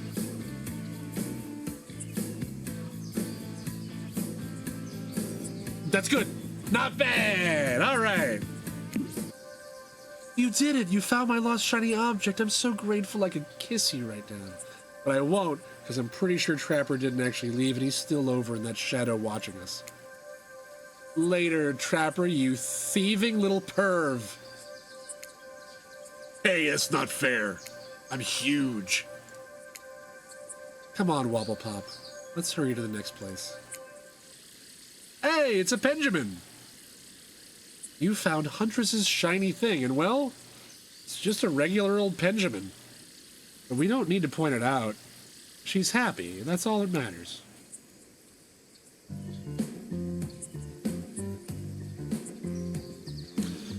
Whew, that was fun and scary. Good to see other killers are taking their heartbreak in stride, more or less. You got a really nice tour of some of the island's lesser-known haunts. Haha, boom! Still got it. We make a pretty good team, you and I. Ah, what can I say? I appreciate a fine collection. Now that yours is back in order, maybe we can head back inside and appreciate it. And you collect a certain other special gift that I've been meaning to give you.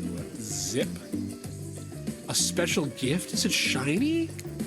I suppose it could be if you oil it up enough. I'm gonna be ill. When you enter the cabin, it's dark, barely lit, deep shadows stretching from wall to wall. Somehow it manages to be a little less terrifying, but also a little romantic? But you barely even notice, so you've got other things on your mind. You're practically undressing each other as you walk through the door. Mine's elsewhere. Neither of you realize the door was open already. You were incredible. Every time you found one of the objects, my heart beat faster and faster. Your nimble hands, is there anything they can't find? The fireplace is crackling, your heart is pounding, the smell of cinnamon is in the air? But wait, who's that? Who the fuck is this? Huntress quickly pulls her breech cover back on. Beach cover. Mother! My darling? An older Russian woman, bearing a striking resemblance to Huntress, sits warming her hands by the fire. Ugh. Well, this is awkward.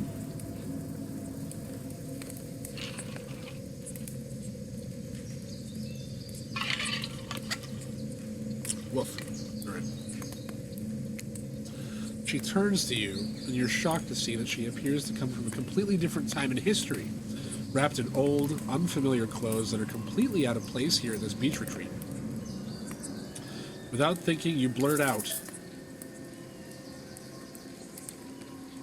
"Oh, I like the option that has Russian, but I don't know how to pronounce that." A ghost. What an honor. I mean, I know it's her mother.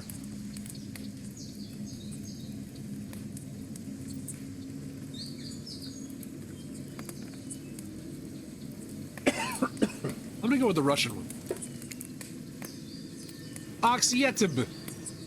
That's absolutely not how you pronounce that. Anybody out there that speaks Russian, I'm sorry. Who is this?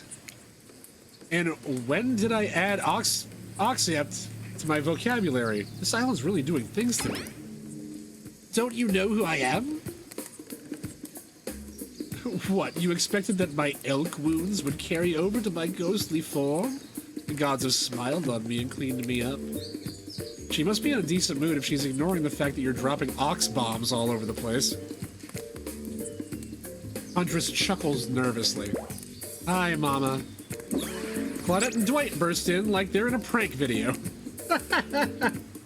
I'll bet you weren't expecting this date to include meeting her mom. What? Hey, Huntress, how do you feel about your deal with Mama coming in to interrupt your date? Huntress throws a hatchet directly at the two survivors. It skewers the wall between them. Without another word, they quickly scurry away. Oh, good girl. Huntress turns to you. I hope this is all right. Of course, or I was kinda hoping to bang.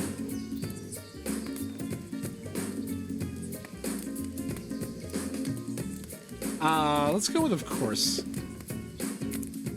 Of course it's okay. I give great parent. What? Huntress breathes a sigh of relief. It's just not the mood I thought we were coming back to. But I'm here now and I'm in it. I'm ready to meet your mom. Thank goodness, because my mother's the only person, the most important person in my life. We Russians invented tea.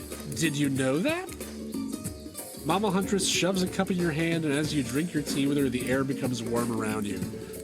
You, Huntress, and her mother sit by the fire and exchange stories and anecdotes.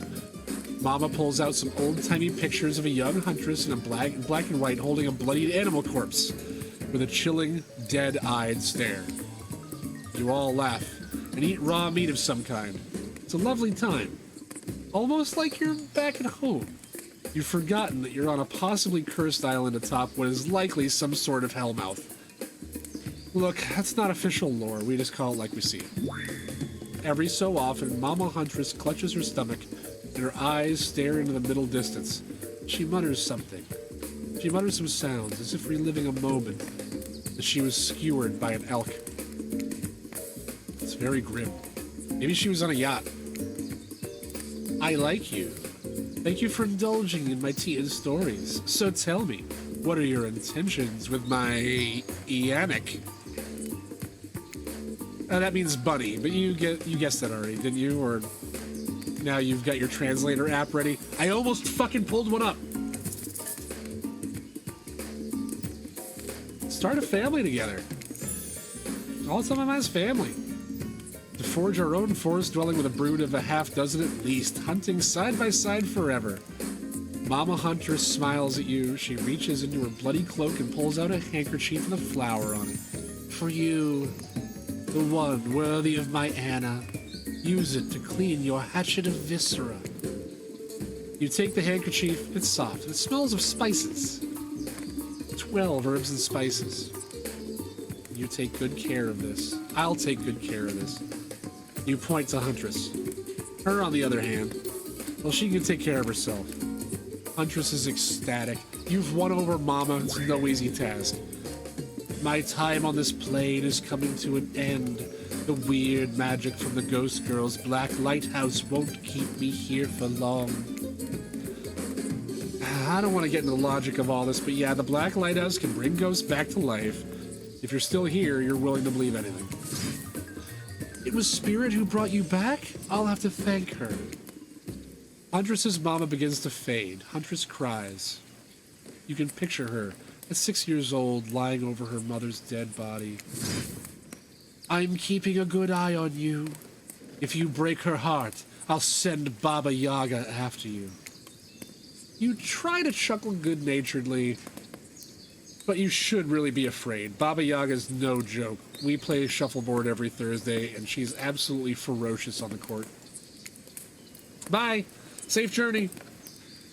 Home to the realm of the spirits. Mama Huntress fades away, leaving you and Huntress alone again. Not a second later, Claudette and Dwight storm back in. Never alone, not for long on this island. It's time for a dramatic scene between lovers. Shall we adjourn to the forest clearing for ambiance? Fuck. You and Huntress stand holding hands in the forest clearing. Dwight and Claudette watch your interactions closely, too closely. Hey, I really loved hanging out with you. I think it's time. Time for, oh my, okay. I'm ready for this. Time for you to call me by my real name like my mother does. Will you call me Anna? Oh, that, yeah, of course. I think Anna's a beautiful name. And you're a beautiful person, Anna. Wobblepop, do you know what I'd like to do right now? With you? Beneath the moonlight? I'm feeling closer to you than I ever have. There's nothing I'd rather do right now than... She averts her eyes. Does she mean what she thinks she means? What I think she means? No, she's looking right at Dwight and Claudette. Chop up these two fools with you? Yeah, fuck them. My hatchet is as sharp as my love for you. Let's get bloody. It's a gruesome scene as you and the Huntress go to town on these innocent survivors who just wanted to help you guys out. We're being forced to help you. Can't hear you, Han, on account of the congealing blood in your mouth. Ah! Once you've made quite a mess of the survivors, you and the Huntress look at each other with manic eyes. Shall we return to the cabin? I'd love to get you out of that beachwear and into something a little less there. I thought you'd never ask. Once inside the cabin, Huntress strips of her caftan, revealing every curve of her muscled bod. You follow her lead, disrobing for the first time since waking up on the island. Yeah, you've been sleeping in your clothes. No judgment. It's a strange new place. You kiss. And yes, if you were wondering, it looks like she's going to keep the bunny mask on for this sexy time. This is the part where I skedaddle. Captations, sure. Tiger maulings, love it. Dudes crushing other dudes in car crushers, gotta have it. But hanky-panky? That I can't handle. I'll leave you horny kids to it. Ah, jeune amour. Que c'est beau. Que c'est beau. Que c'est beau. I don't know fucking French. What, just because the Huntress speaks Russian doesn't mean I do? I speak Canadian French. It's a thing, look it up. Am I nervously running my mouth now just to give you two time alone in the dark? Yeah, maybe. Stop me if you heard this one. A hillbilly, a doctor, and a clown walk into a bar. Fine, we'll get back to it. Post doing it, you and the Huntress lie together in the warmth of the fire. Everything is so perfect. You imagine Mama Huntress smiling down at you from above.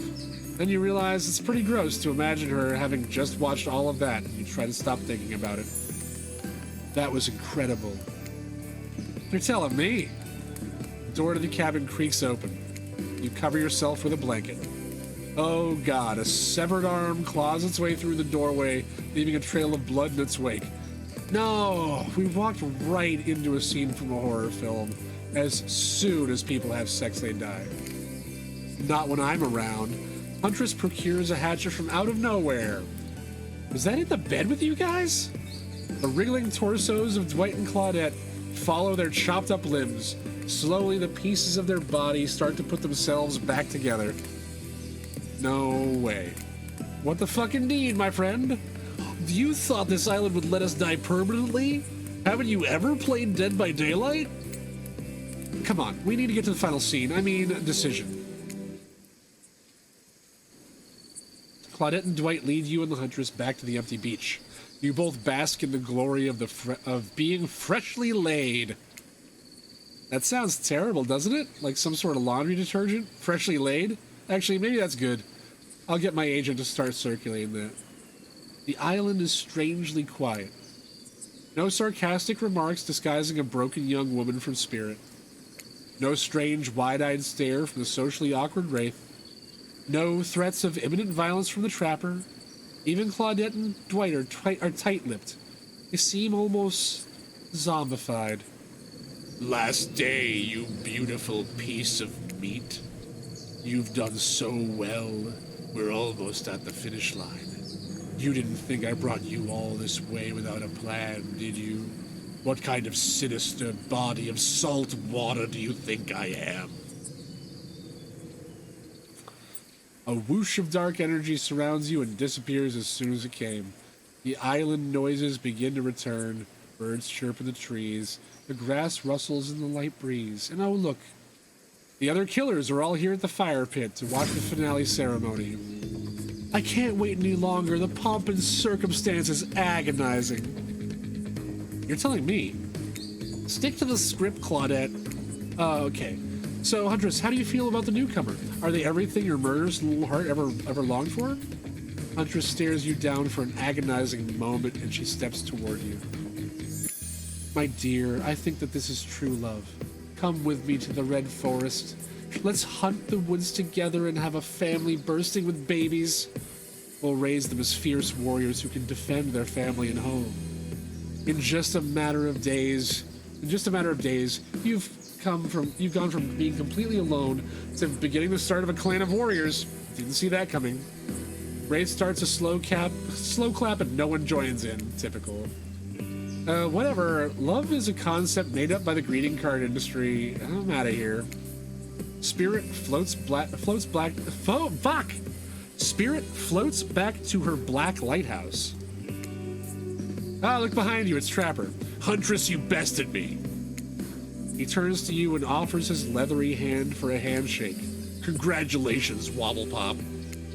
I don't shake hands with losers.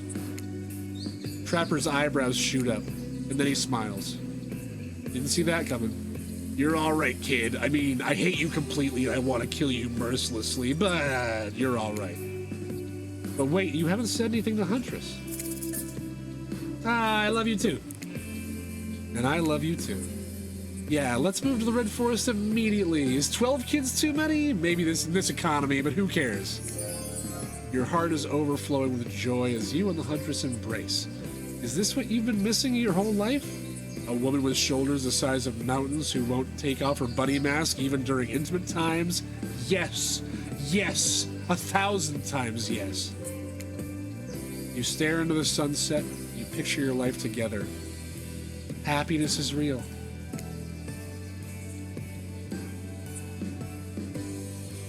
There you go, guys. We did it. Huntress lifts her mask and you finally lay your eyes on her breathtaking natural beauty.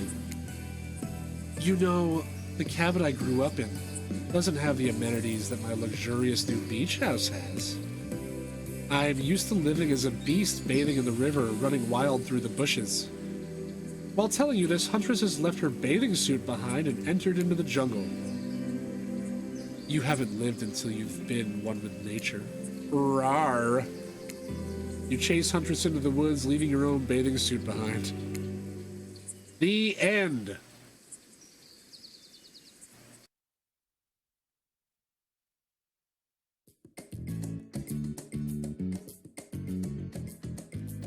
The end. We made it. Man. Stream went a little bit longer than I had originally planned, but that's fine. We nailed the whole thing. 3.5 hours, full narration.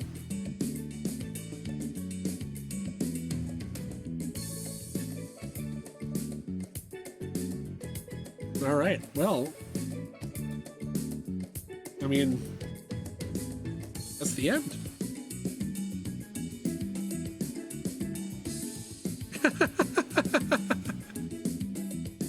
Thanks to the gifted sub, Ninjistics. I'm sure Hobag will be very happy.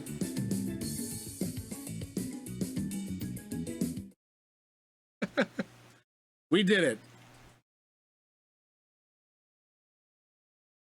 Oh yeah, I got all this set up weird.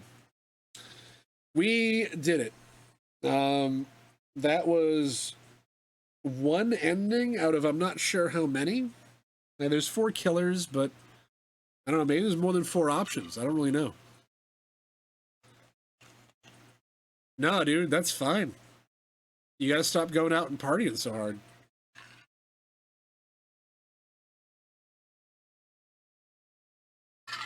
Enjoy. Hopefully my amazing vocal acting helped you to remain hungover, kept you motionless on the couch. Well, shit. That was I keep forgetting that the game audio doesn't come through on this scene. I gotta fix that. There we go. How's that? Well, that was Hooked on You, a Dead by Daylight dating sim. Who knows? Maybe I'll stream this again. I'm not really sure. Because there are at least 3 other endings. But that's going to be it for me for tonight. So continue to lay there and do nothing. I'm going to put up my ending stream tag, my screen. After today, things should be back to normal Monday, Wednesday, Friday. Keep your eye out pretty soon for an announcement in, I think, 2 or 3 weeks. I'm going to be doing a special birthday stream where I'll be probably, I don't know, I'm trying to think of different ideas. I might be playing, offering to play DBD with people from the community, or something fun like, well, not the Dead by Daylight isn't fun, but like party games. So I might also try to play some Jackbox games. Maybe we'll do some What the Dub. Maybe we'll play some, I don't know, Fall Guys. We'll have a fun go of it.